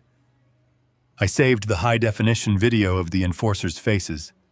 I secured the crisp, undeniable audio recording of Stephen Foster, explicitly ordering the violent destruction of physical property to cover up a multi-million-dollar corporate crime. I encrypted the entire folder using a military-grade algorithm and uploaded it directly to multiple off-site offshore servers. The trap was fully loaded, legally locked, and heavily armed. I closed the laptop screen, plunging the interior of my car back into total darkness. I reached forward and started the engine. The time for waiting and watching was officially over. I drove my sedan away from the smoking remains of the motel and merged onto the dark, empty interstate. I did not speed. I did not look back in the rearview mirror. I drove with the steady, calm rhythm of a man who had already won the war. I pulled into a brightly lit 24-hour diner a few miles down the highway. I parked under a buzzing street lamp, opened my laptop on the passenger seat, and connected to my secure offshore network one final time for the night. I opened a new email draft. I did not use a fake name or a hidden address. I sent it directly from the primary administrative account of the shadow holding company that owned Stephen Foster and his entire logistical empire. I attached the high-definition video files of his hired thugs ransacking the motel room. I attached the crystal-clear audio file of Stephen himself, screaming over the speakerphone, explicitly ordering the total destruction of physical property through felony arson. I did not write a lengthy, dramatic paragraph outlining his crimes. A man holding all the power never needs to explain himself. I typed a single simple sentence into the body of the email stating that I was auditing the books tomorrow at 8 in the morning. I hit send. The digital payload flew through the secure servers and landed directly in the private corporate inbox of Stephen Foster. The warning shot was officially fired. Across town, sitting in the luxurious master bedroom of his sprawling modern penthouse, Stephen Foster was staring at his bright smartphone screen. The notification pinged loudly in the quiet room. He opened the email expecting a final confirmation from his hired muscle that the job was done and the physical evidence was destroyed. Instead, he saw the administrative seal of the holding company. He clicked the attached video file and watched in absolute paralyzing horror as his two massive enforcers stumbled blindly through an empty motel room. He clicked the audio file and heard his own panicked voice ordering them to burn the building down. His blood turned to ice water. The message below the files sealed his fate completely. The realization hit Stephen with the force of a freight train. The anonymous, untouchable majority stakeholder was not just awake. He was local. He was watching. He had irrefutable proof of federal crimes, and he was coming for him in a matter of hours. Stephen did not sit down and try to formulate a clever legal defense. He completely unraveled.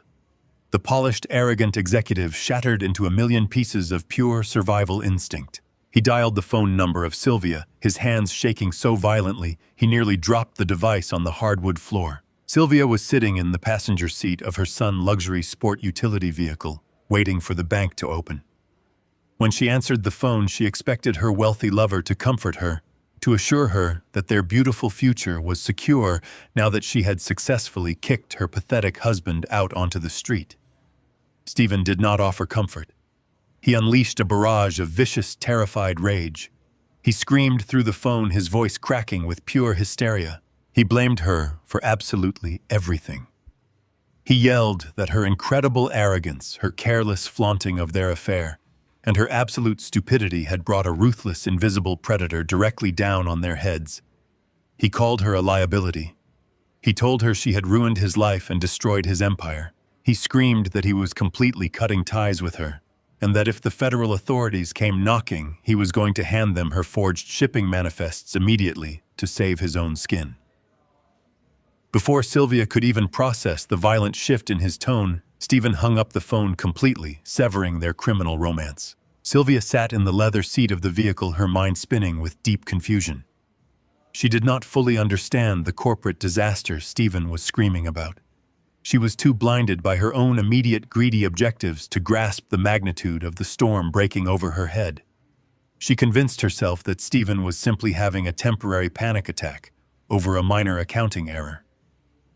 She told herself he would apologize and beg for her back once the dust settled. She pushed the terrifying phone call to the back of her mind and smoothed the wrinkles from her plain, oversized sweater.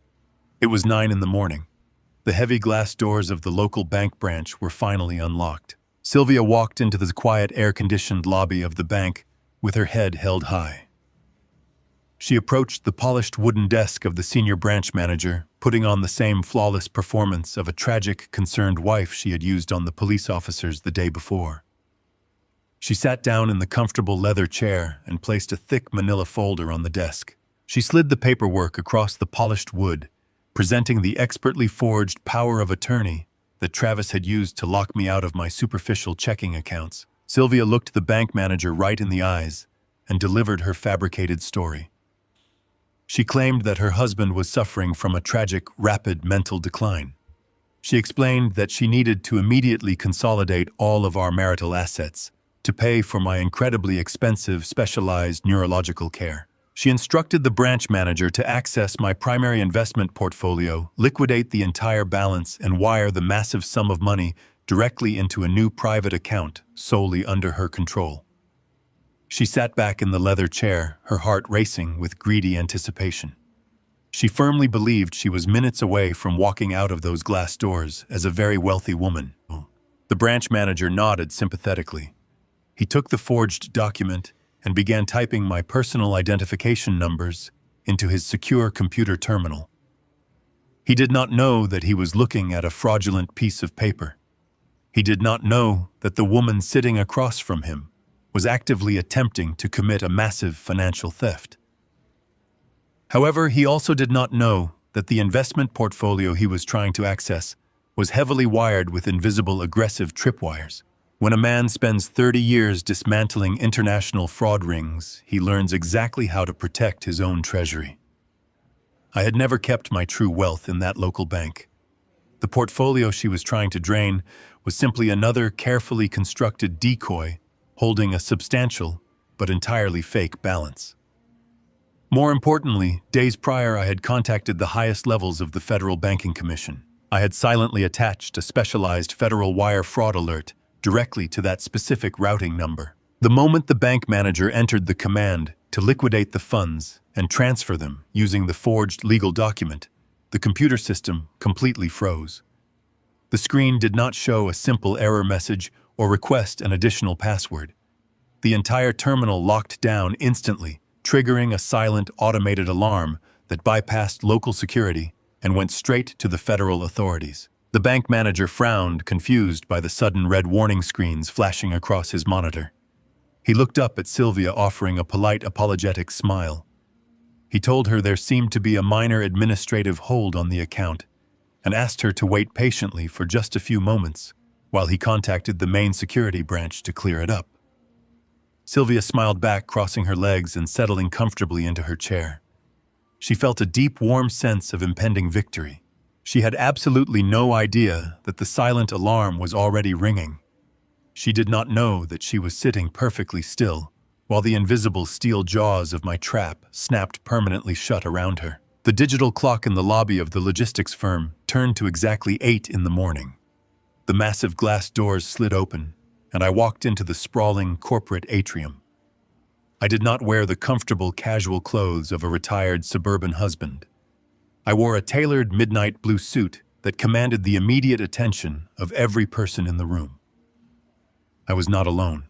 Flanking my right side was Anthony Carmichael, my ruthless corporate attorney, carrying his leather briefcase with the posture of an executioner. Flanking my left and trailing just a few steps behind us was a team of 5 elite forensic accountants. They wore sharp gray suits and carried heavy metal lockboxes. They moved in perfect unison, a silent mechanical army arriving to dismantle an empire. The morning staff was just beginning to arrive with their coffee cups and briefcases. They stopped and stared as we marched across the marble floor. The young receptionist behind the long desk stood up quickly, her mouth opening to ask for our credentials. Anthony simply raised a single hand, silenced her with a dark look, and flashed a silver security badge that granted us absolute unconditional access to the entire building. We bypassed the security turnstiles without scanning a single card. We stepped into the executive elevator, and I pressed the button for the top floor. The ride up was completely silent. I felt no elevated heart rate. I felt no nervous anticipation. I was a man walking into a room to read a final verdict. On the highest floor of the glass skyscraper, Stephen Foster and Sylvia were experiencing the exact opposite of my calm demeanor. At the end of the long carpeted hallway sat the massive executive boardroom. The heavy double oak doors were locked and barred from the inside. Even through the thick soundproof walls, I could hear the frantic, aggressive grinding of a commercial paper shredder operating at maximum capacity. Stephen and Sylvia had been inside that room since before sunrise. After receiving my warning email, Stephen had undoubtedly summoned my wife in a blind panic. They were desperately trying to destroy physical ledgers, printouts of offshore wire transfers, and hard copies of the forged shipping manifests. They were acting like trapped rats trying to chew their way out of a steel cage. They foolishly believed that destroying the paper trail would somehow erase the massive digital footprint they had left behind. I walked down the hallway, the heavy footsteps of my legal and financial team echoing like a metronome counting down the final seconds of their freedom. I stopped directly in front of the locked boardroom doors. I did not knock. I did not announce my arrival or demand that they let me inside. I stepped back, raised my foot, and drove the heel of my leather shoe violently directly into the center where the 2 doors met. The heavy locking mechanism shattered instantly under the immense force. The double doors flew open, crashing loudly against the interior walls. The loud grinding noise of the paper shredder stopped abruptly as someone yanked the power cord from the wall. I stepped into the room and took in the pathetic, miserable scene. Piles of shredded white paper covered the expensive imported carpet like artificial snow. Empty cardboard archive boxes were scattered haphazardly across the floor. Stephen Foster stood near the shredder, his expensive suit jacket discarded, his tie loosened, and his face drenched in a cold, terrified sweat. His eyes darted wildly around the room, looking for an escape route that simply did not exist. Sylvia was frozen near the long, polished conference table, clutching a thick stack of unfiled invoices to her chest. Her eyes were wide and bloodshot. She looked absolutely exhausted and entirely broken. I walked slowly into the center of the room. Anthony and the team of accountants filed in behind me, blocking the only exit and lining the walls like silent sentries. I approached the polished wooden conference table, placing my hands flat against the cool surface. I reached out, and Anthony handed me a massive, thick black binder. I did not yell or raise my voice to compete with the ringing silence in the room. I lifted the heavy binder and dropped it squarely onto the center of the table. The loud cracking thud made both Stephen and Sylvia flinch uncontrollably. I looked directly at Stephen and told him exactly what was sitting inside that binder. I told him it contained a flawless forensic reconstruction of every single stolen dollar over the past 14 months. I explained that it held crisp, high-definition copies of every forged shipping invoice he had ever signed, including the fraudulent payouts directed to the Cayman Islands. I watched the last remaining drops of color drain from his face as I listed the exact dates and amounts of his illegal wire transfers. I did not stop there. I turned my gaze slowly to my wife. I told Sylvia that the binder also contained the complete financial routing history of the shell company registered to our son Travis. I laid out the undeniable mathematical proof that they had used my own son to wash their embezzled corporate funds. I detailed the fake consulting fees, the phony invoices, and the exact percentage Travis had skimmed off the top to fund his luxury lifestyle. I told them that the digital copies of this entire binder were already sitting on a secure offshore server ready to be transmitted directly to the federal authorities with a single keystroke from my phone. Sylvia stood completely frozen, her trembling hands slowly releasing the stack of papers she was holding. The invoices scattered across the polished table, sliding over the edges and falling to the floor. For 20 years, she had looked at me and seen a weak, boring, pathetic old man who could easily be manipulated and discarded. She thought I was oblivious to her affairs, blind to her greed, and completely defenseless against her cruelty. She had bragged about sleeping with her boss right to my face, entirely convinced that I had absolutely no power to stop her or punish her. As she looked at the heavy black binder, and then looked up at my cold, unyielding expression, the horrific truth finally crashed down on her. The realization hit her with a physical, visible force, making her whole body tremble. She finally understood the immense, terrifying power I had wielded in absolute secret for our entire marriage. She was not looking at a retired accountant. She was looking at the apex predator of the corporate world, the shadow majority stakeholder who owned the building. They were standing in the desks they sat at, and the very air they were breathing. Her mouth opened, but she could not form a single coherent word. Her legs simply gave out, and she collapsed slowly into a leather office chair, completely paralyzed by the sheer magnitude of her own staggering ignorance. She had plotted to steal a suburban house and a modest pension from a man who possessed the wealth and the ruthless intelligence to erase her entire existence from the corporate world. The smug, arrogant woman who had walked into my house 2 nights ago was completely gone. In her place sat a terrified, broken shell, finally recognizing the monster she had foolishly decided to wake up.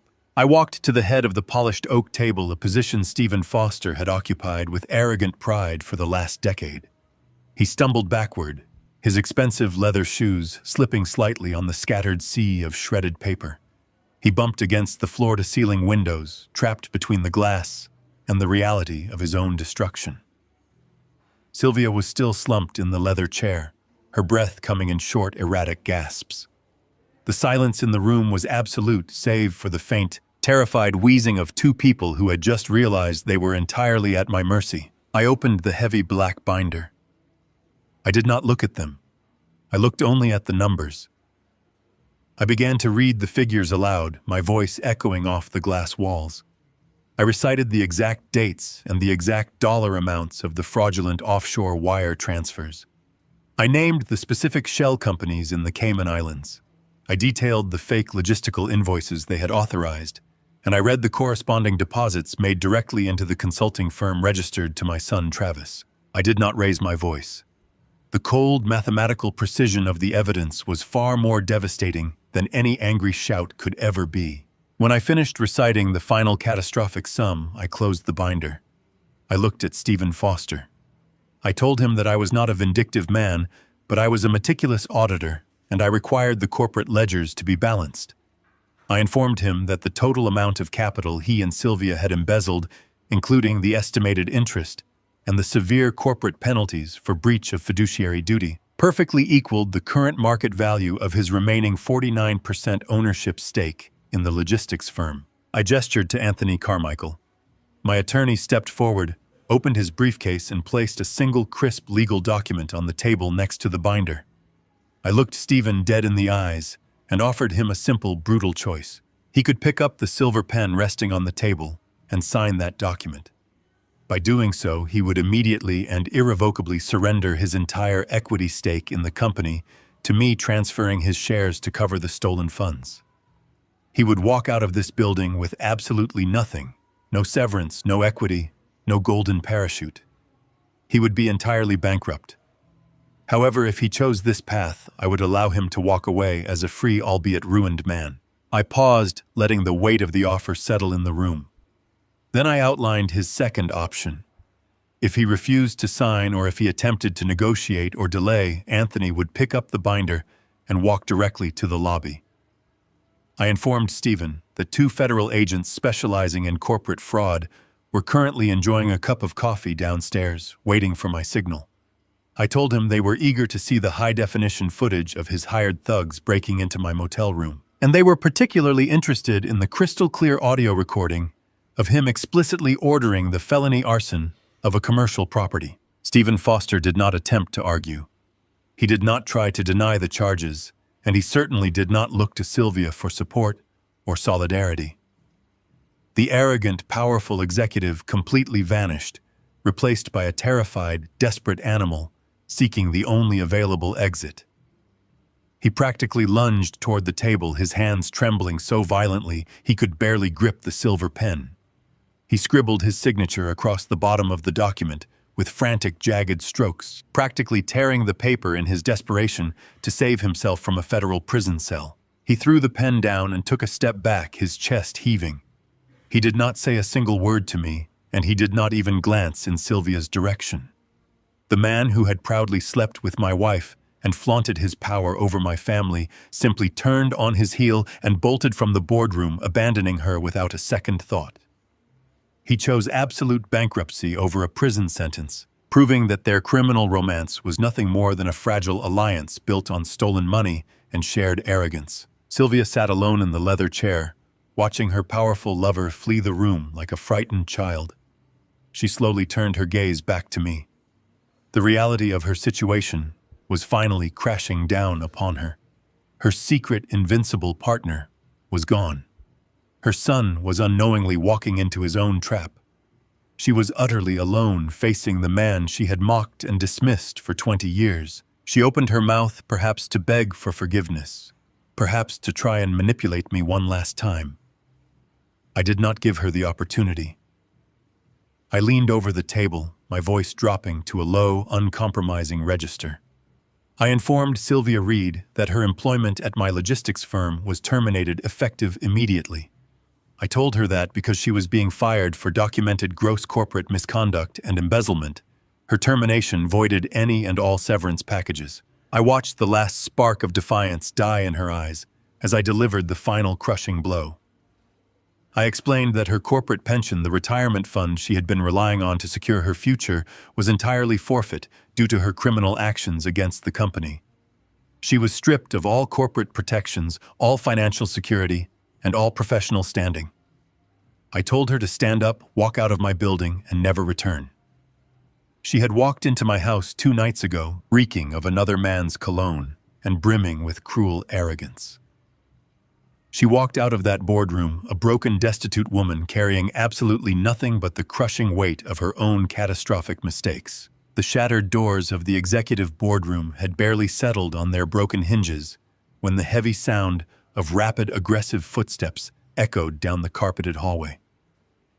Sylvia was still weeping silently in her leather chair, completely destroyed by the reality of her sudden bankruptcy.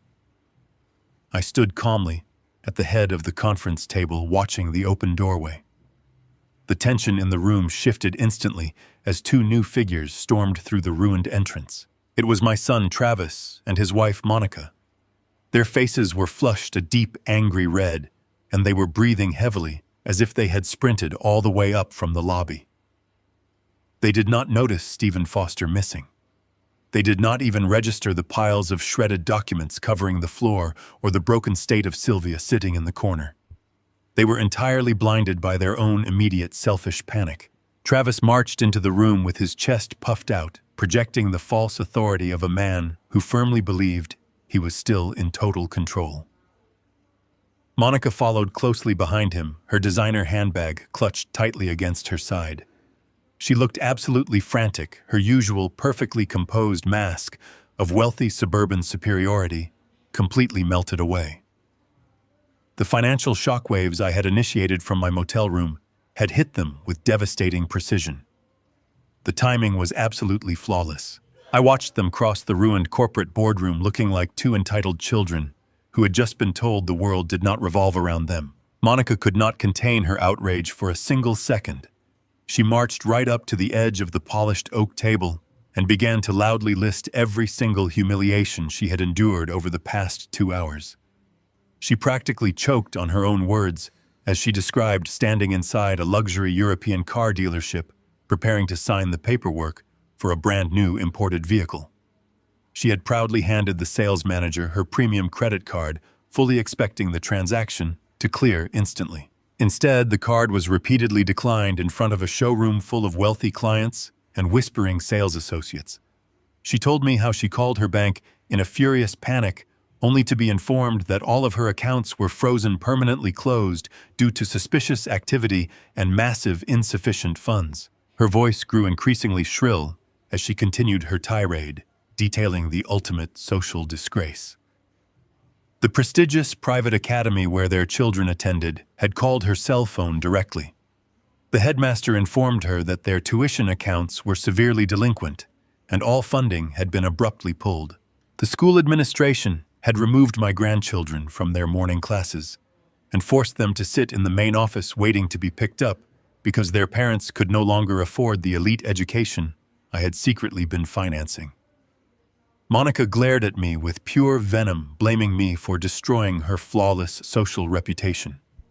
She demanded to know what kind of cruel monster would humiliate his own family in such a public, devastating manner. She ranted about how her friends would view her, how the other wealthy mothers would laugh behind her back, and how she would never be able to show her face at the country club again. I simply looked at her without offering a single word of sympathy or explanation. My silence only fueled the fire burning inside my son. Travis stepped past his wife, closing the physical distance between us. He walked right up to the head of the table, invading my personal space in a deliberate attempt to physically intimidate me. He was taller than I was, broader in the shoulders, and decades younger, but his aggressive posturing meant absolutely nothing to me. A man who relies on stolen money and fake companies to survive has no real strength.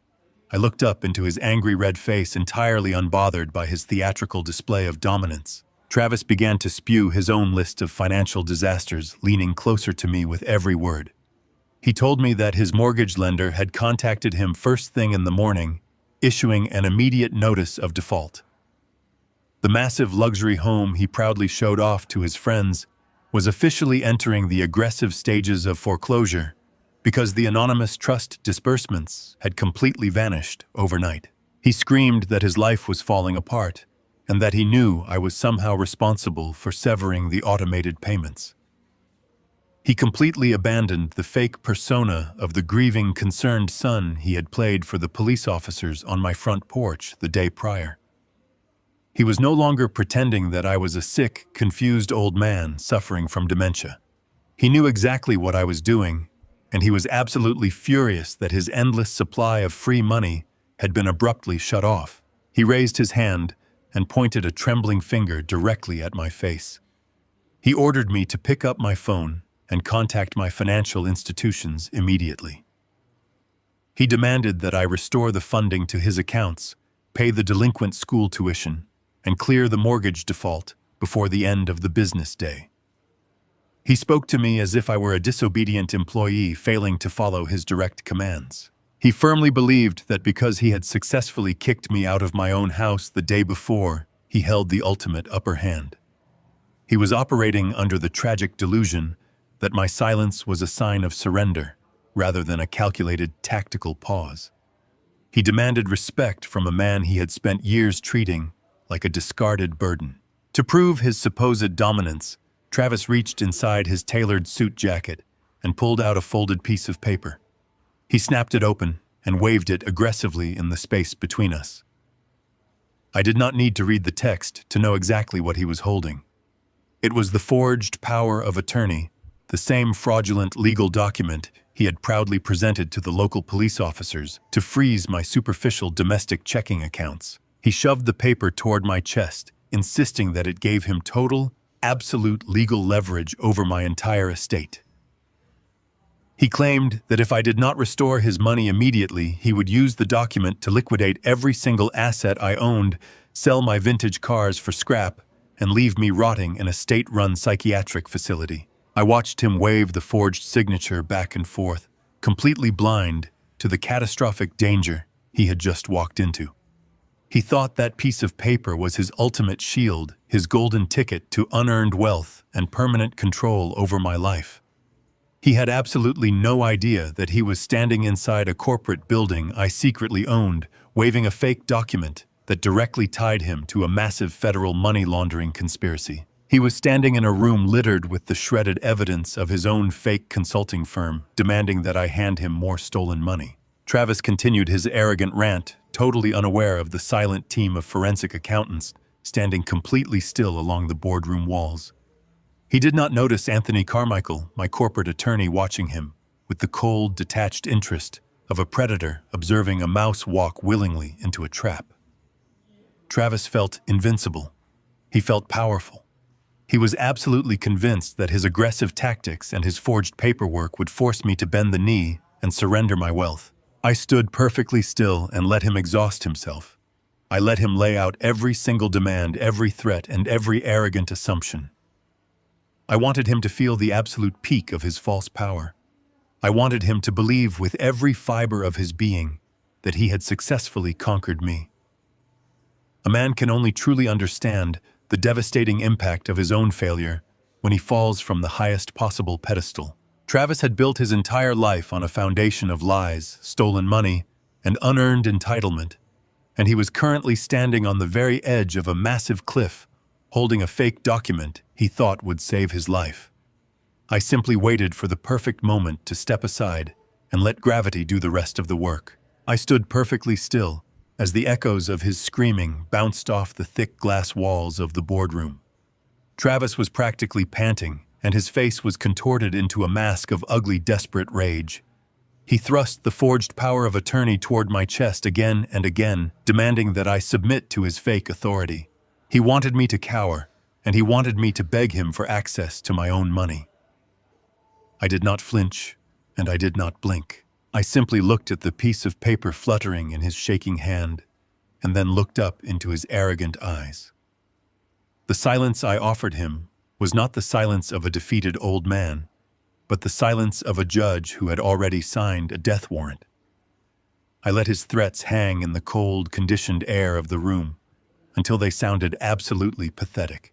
I slowly turned my head toward my attorney. I looked at Anthony Carmichael and gave him a single subtle nod. I asked him in a quiet, measured voice to please invite our guests inside. Anthony did not smile, but simply turned the brass handle of the heavy boardroom door and pulled it wide open. The hallway outside was no longer empty because a highly coordinated team had been waiting patiently in absolute silence for my specific signal. 5 individuals stepped over the threshold and walked into the executive boardroom. 3 of them were local police officers dressed in dark blue uniforms with their hands resting cautiously near their utility belts.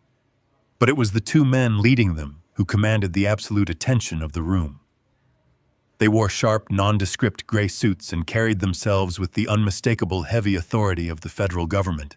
They pulled open their jackets just enough to reveal the gold shields pinned to their belts, to show they were special agents assigned to the Financial Crimes Division of the Federal Bureau of Investigation. Travis froze completely. The angry, vibrant red color completely drained out of his face in a matter of seconds, leaving him looking like a sick, terrified ghost. His arm, which had been aggressively waving the forged document in my face just moments prior, slowly dropped to his side. Monica let out a high, thin gasp and backed away from her husband, instinctively trying to distance herself from the sudden, overwhelming presence of law enforcement. They had expected to bully a lonely senior citizen, and they had expected to walk out of this building with millions of dollars in restored funding.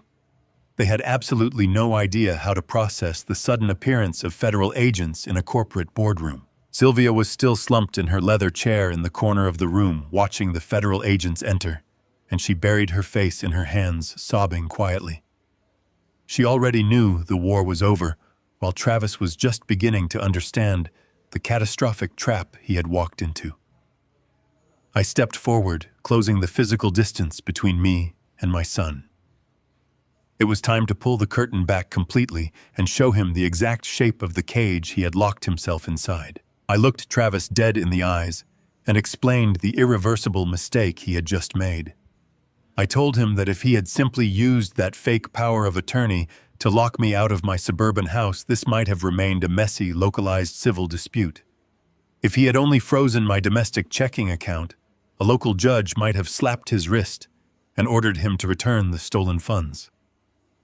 But Travis was incredibly greedy, and extreme greed makes arrogant men incredibly stupid.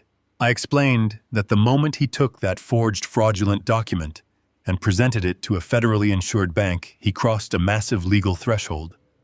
I told him that when he attempted to authorize a wire transfer pulling funds from an out-of-state investment portfolio to cover the massive debts of his fake consulting business, he committed a severe federal crime.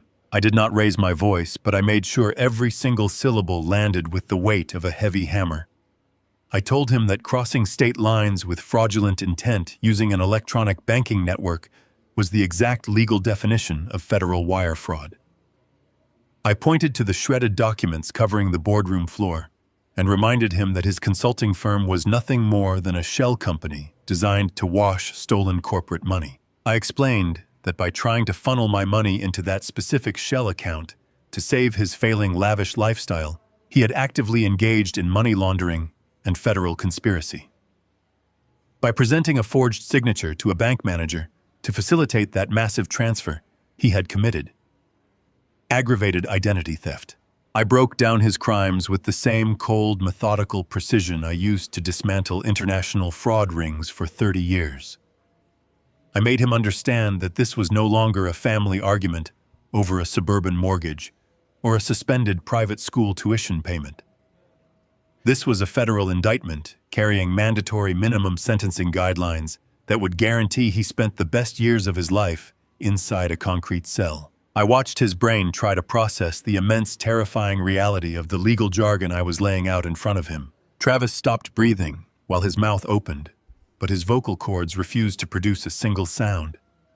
His eyes darted wildly from my calm face to the stern, unyielding expressions of the federal agents standing just a few feet away. The staggering reality of his situation finally crushed the last remaining breath of arrogance out of his body. He realized that the piece of paper he was holding was not a golden ticket to unearned wealth, but a signed physical confession to a federal felony.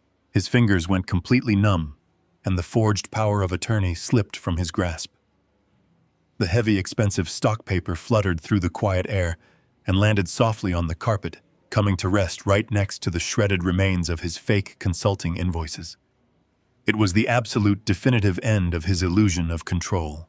The lead federal agent stepped forward, closing the final few feet of distance between them. He did not ask Travis if he was willing to cooperate or ask him to explain his side of the story, to offer any pathetic excuses. The agent simply instructed Travis in a deep, authoritative voice to turn around and place his hands behind his back. The local police officers moved in immediately behind the federal agent, securing the perimeter of the boardroom and blocking any potential escape route. Travis did not fight or attempt to run or argue his case because all the fight had been drained out of him. His legs buckled slightly as he slowly and mechanically turned his back to the officers, submitting completely to his fate. The metallic, heavy click of the steel handcuffs locking tightly around his wrists echoed sharply through the quiet corporate boardroom.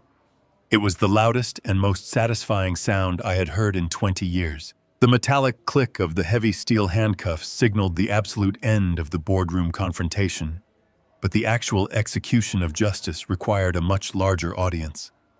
The federal agents did not gently escort my son out of the room. They grasped him firmly by his upper arms and marched him out of the executive suite and into the main corporate hallway. The morning staff had fully arrived by now, and the building was humming with standard corporate activity. Executives, logistics managers, and administrative assistants lined the long corridors.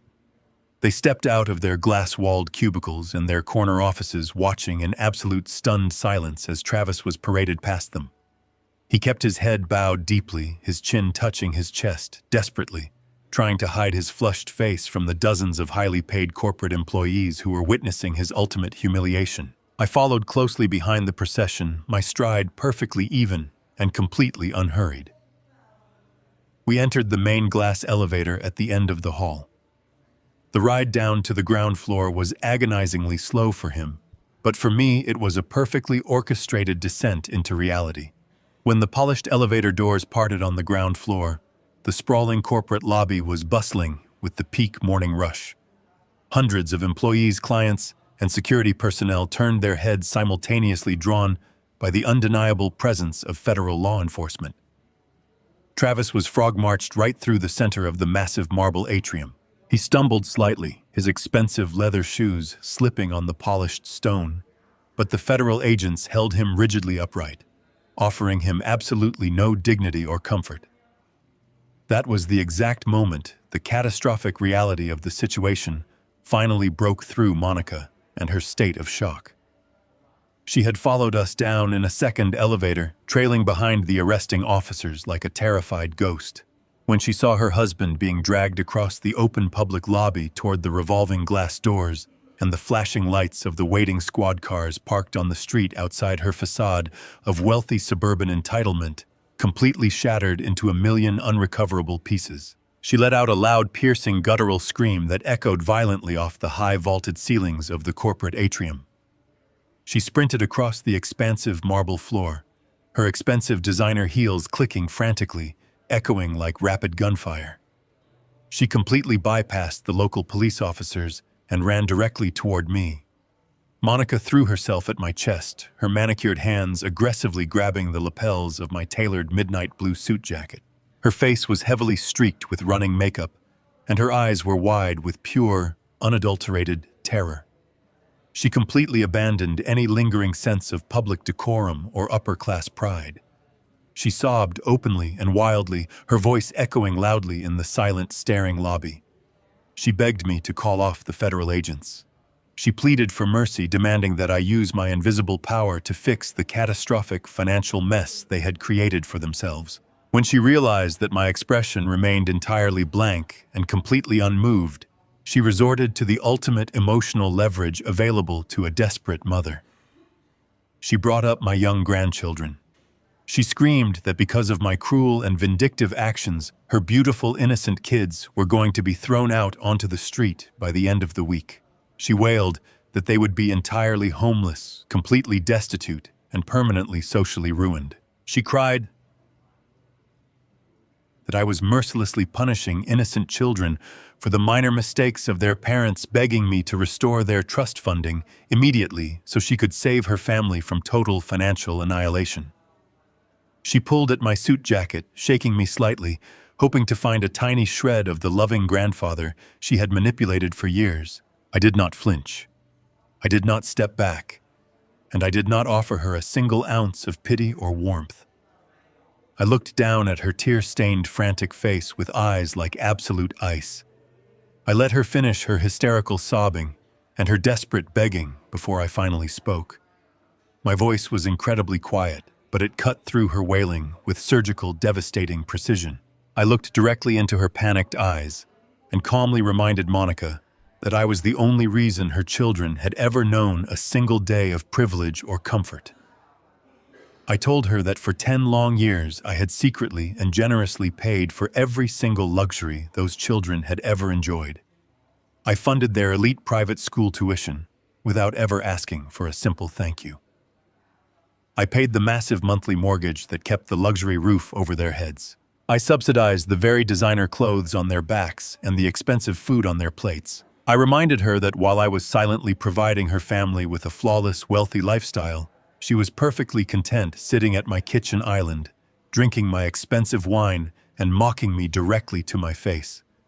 I recalled the countless times she had rolled her eyes at my stories, laughed at my simple, frugal habits, and dismissed me as a pathetic, boring old man who was taking up too much valuable space in his own home. I told her that she had happily and arrogantly bitten the invisible hand that fed her for a decade. I explained that she was not a victim of my cruelty, but rather she was simply choking on the inevitable natural consequences of her own blinding greed and monumental stupidity. She opened her mouth to argue, to issue another desperate, sobbing plea, but I did not give her the opportunity to speak. I reached up slowly and firmly grabbed her wrists. I applied just enough pressure to let her know that I was entirely in control of the physical interaction. I deliberately and mechanically detached her trembling hands from the premium fabric of my suit jacket. I let her arms fall uselessly and heavily to her sides. I did not say another word to her, and I did not offer her a parting glance. I simply turned my back on her weeping figure and walked away. I stepped over to the massive floor-to-ceiling glass windows of the corporate lobby and placed my hands behind my back. I watched the scene unfolding outside on the concrete sidewalk with cold, absolute detachment. I watched as the federal agents pushed my sobbing, defeated son through the revolving glass doors. I watched them force his head down and guide his handcuffed body into the cramped back seat of a waiting police cruiser. I watched the heavy doors slam shut, sealing him inside a cage entirely of his own making. The flashing red and blue lights painted the corporate plaza in harsh, shifting colors. I stood perfectly still and watched the police vehicles merge into the busy morning traffic, carrying my treacherous son away to a federal holding cell, leaving his manipulative wife sobbing alone on the cold marble floor of my building. I stood by the massive floor-to-ceiling windows of the corporate lobby, watching the flashing police lights merge into the busy morning traffic until they completely disappeared. Travis was gone. My son was currently sitting in the back of a squad car on his way to federal processing.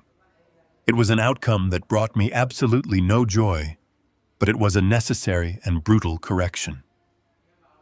I did not turn around to look at Monica, who was still sobbing somewhere behind me. Her tears were irrelevant. She'd spent a decade happily spending stolen money, and now she was simply crying over the sudden, terrifying reality of having to pay her own bills.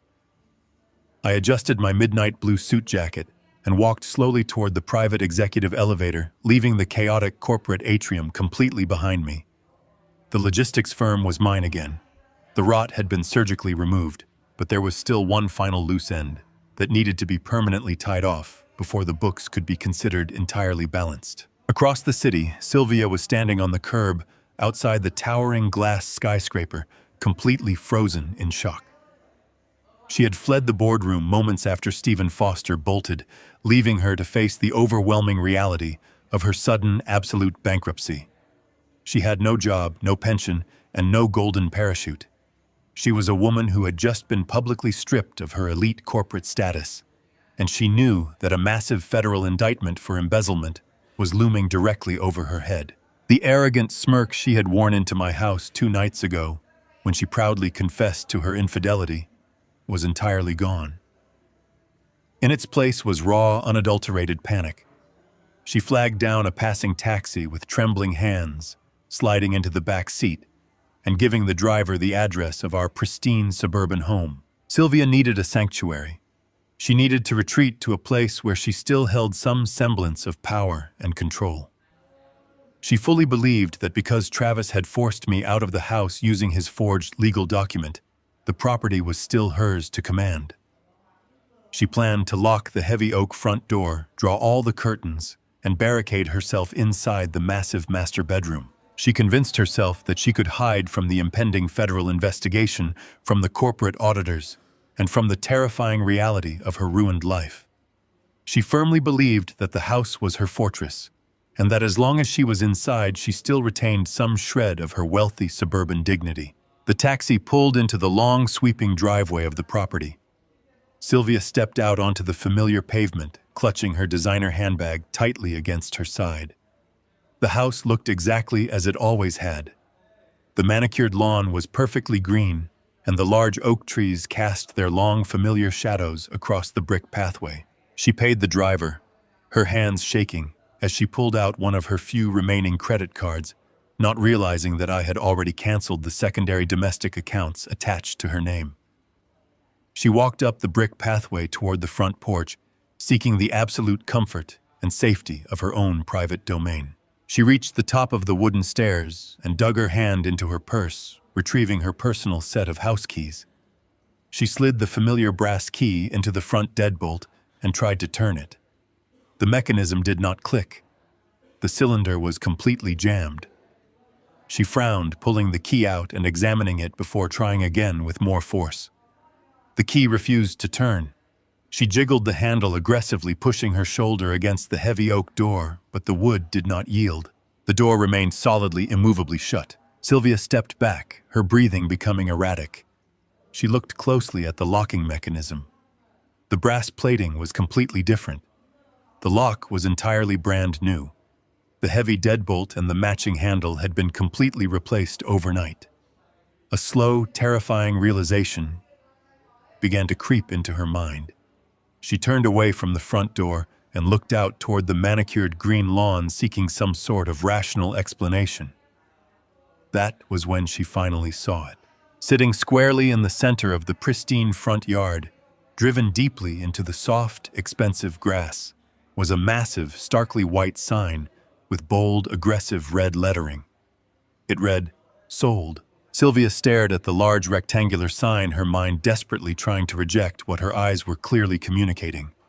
She could not comprehend how a multi-million-dollar piece of suburban real estate could be sold in a matter of hours. She firmly believed she owned half of that property and that no transaction could possibly occur without her explicit legal consent. She thought Travis' forged power of attorney had successfully locked down the estate, guaranteeing her permanent residence. She was profoundly and catastrophically wrong. When you spend 30 years auditing the complex financial architecture of international corporations, you learn exactly how to bulletproof your own assets. Decades ago, I quietly and methodically transferred the physical deed of that suburban house directly into an invisible, irrevocable offshore trust. The property was technically and legally owned by a faceless holding company, a corporation that I controlled with absolute unilateral authority. Sylvia was never on the actual deed. She was merely a listed resident living inside a corporate asset. When I checked into that dilapidated cash-only motel the night before, I did not just freeze my domestic checking accounts and cut the financial lifelines to my son. I made one additional, entirely ruthless phone call. I contacted a massive, aggressive commercial real estate firm that specializes in immediate all-cash corporate acquisitions.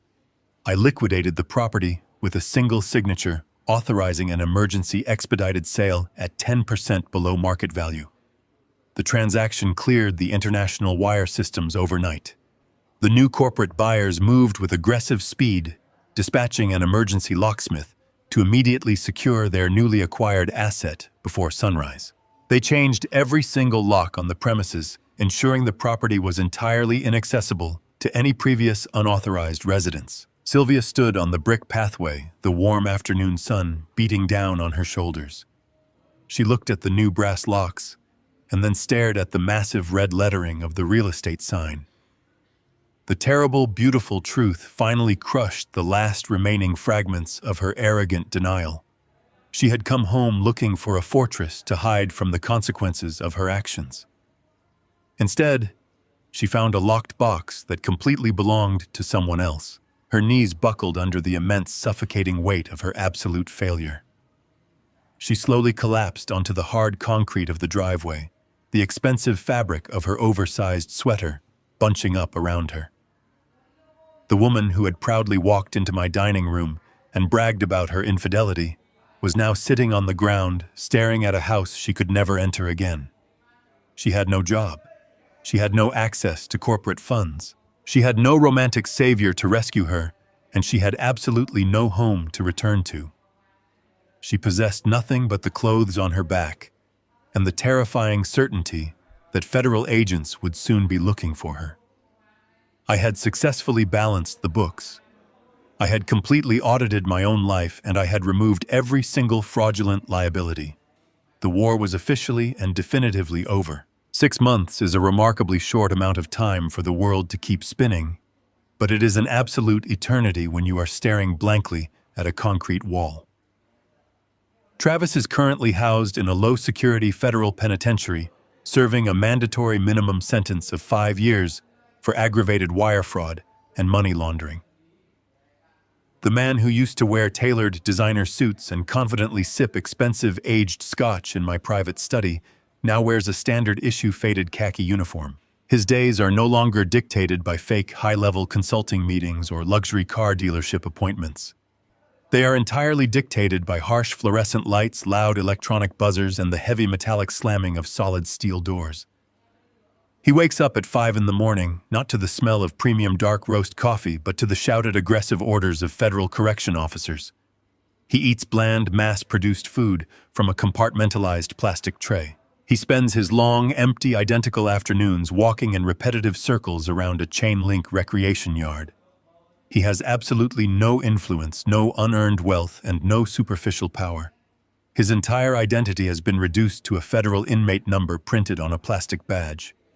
He has 5 long, uninterrupted years to sit in his small, cramped cell and think about the exact moment he smugly waved a forged piece of paper in my face. He has thousands of days to realize that his catastrophic downfall was not a stroke of bad luck, but a nightmare completely manufactured by his own blinding arrogance.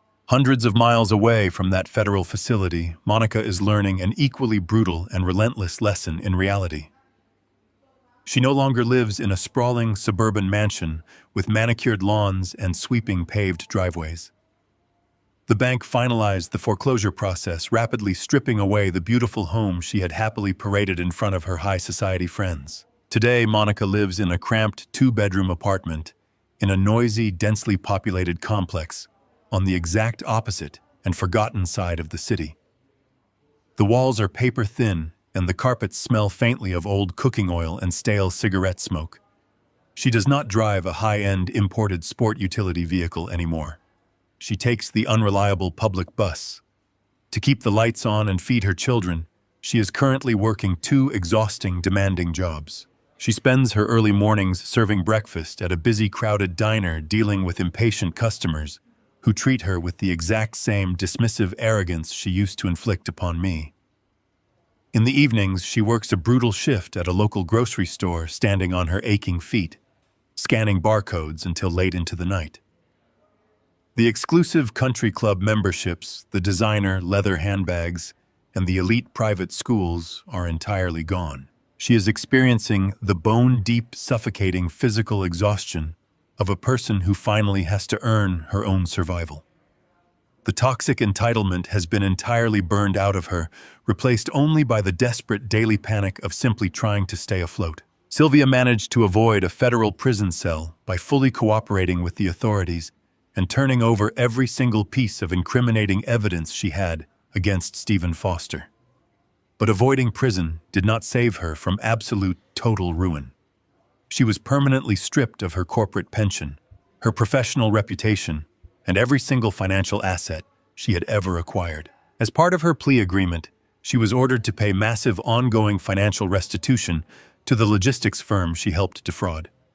To meet those crushing court-ordered payments, Sylvia now works a minimum wage retail job at a massive discount clothing store. The arrogant woman who once walked into my dining room, reeking of expensive hotel soap and proudly bragging about her infidelity, now wears a cheap, scratchy polyester uniform and a plastic name tag. She spends 8 punishing hours a day folding discounted sweaters, returning discarded shoes to their proper racks, and cleaning out messy, chaotic fitting rooms. Her legs swell and her back constantly aches from the unaccustomed manual labor. She is overseen by retail managers who are half her age and who speak to her with sharp, condescending tones. She lives in a tiny, dark studio apartment that barely fits a twin bed and a small kitchen table. Every 2 weeks, when she receives her meager paycheck, the federal government automatically garnishes a massive percentage of her wages, leaving her with barely enough money to buy basic groceries. She is completely invisible to the wealthy suburban customers who walk past her every single day. She has absolutely nothing left to be arrogant about. She is a ghost haunting the very retail stores she used to consider completely beneath her. I do not live in the suburbs anymore. I liquidated that sprawling property and took my quiet, invisible wealth to a place where I never have to look at a manicured lawn or a nosy neighbor ever again.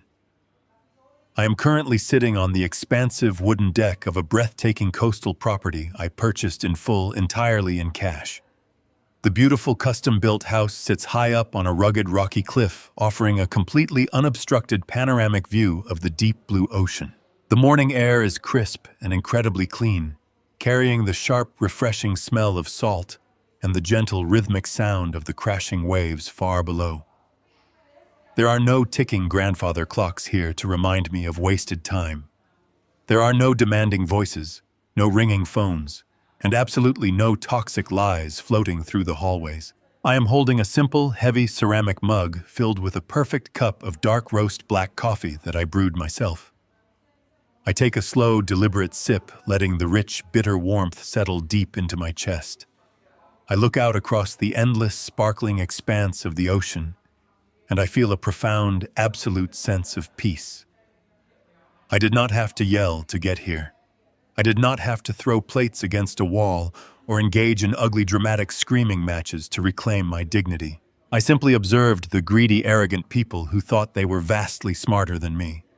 I let them build their beautiful, fragile glass houses, and then I quietly, methodically removed the single structural stone holding their entire foundation together. I sit in my comfortable wooden chair, feeling the warm morning sun on my face, listening to the soothing sound of the tide rolling against the ancient rocks. The silence surrounding me is not the heavy, suffocating silence of a house filled with dark secrets and painful betrayal. It is a beautiful, clean, heavily earned silence. It is the perfect total quiet of a man who simply stepped aside and allowed his enemies to construct their own flawless, absolute destruction. This story beautifully illustrates the profound consequences of greed and the enduring strength of the human spirit. The ultimate lesson here is that true power does not reside in manipulation, forged documents, or the desperate hoarding of stolen wealth. Rather, genuine power is found in the quiet accumulation of knowledge, the unyielding demand for respect, and the courage to sever toxic ties, even when those ties are bound by blood. When you meticulously protect your own truth and patiently allow those who underestimate you to construct their own ruin, you reclaim not just your assets, but your absolute dignity. What do you think is the most important boundary to set with toxic family members? Let me know in the comments below.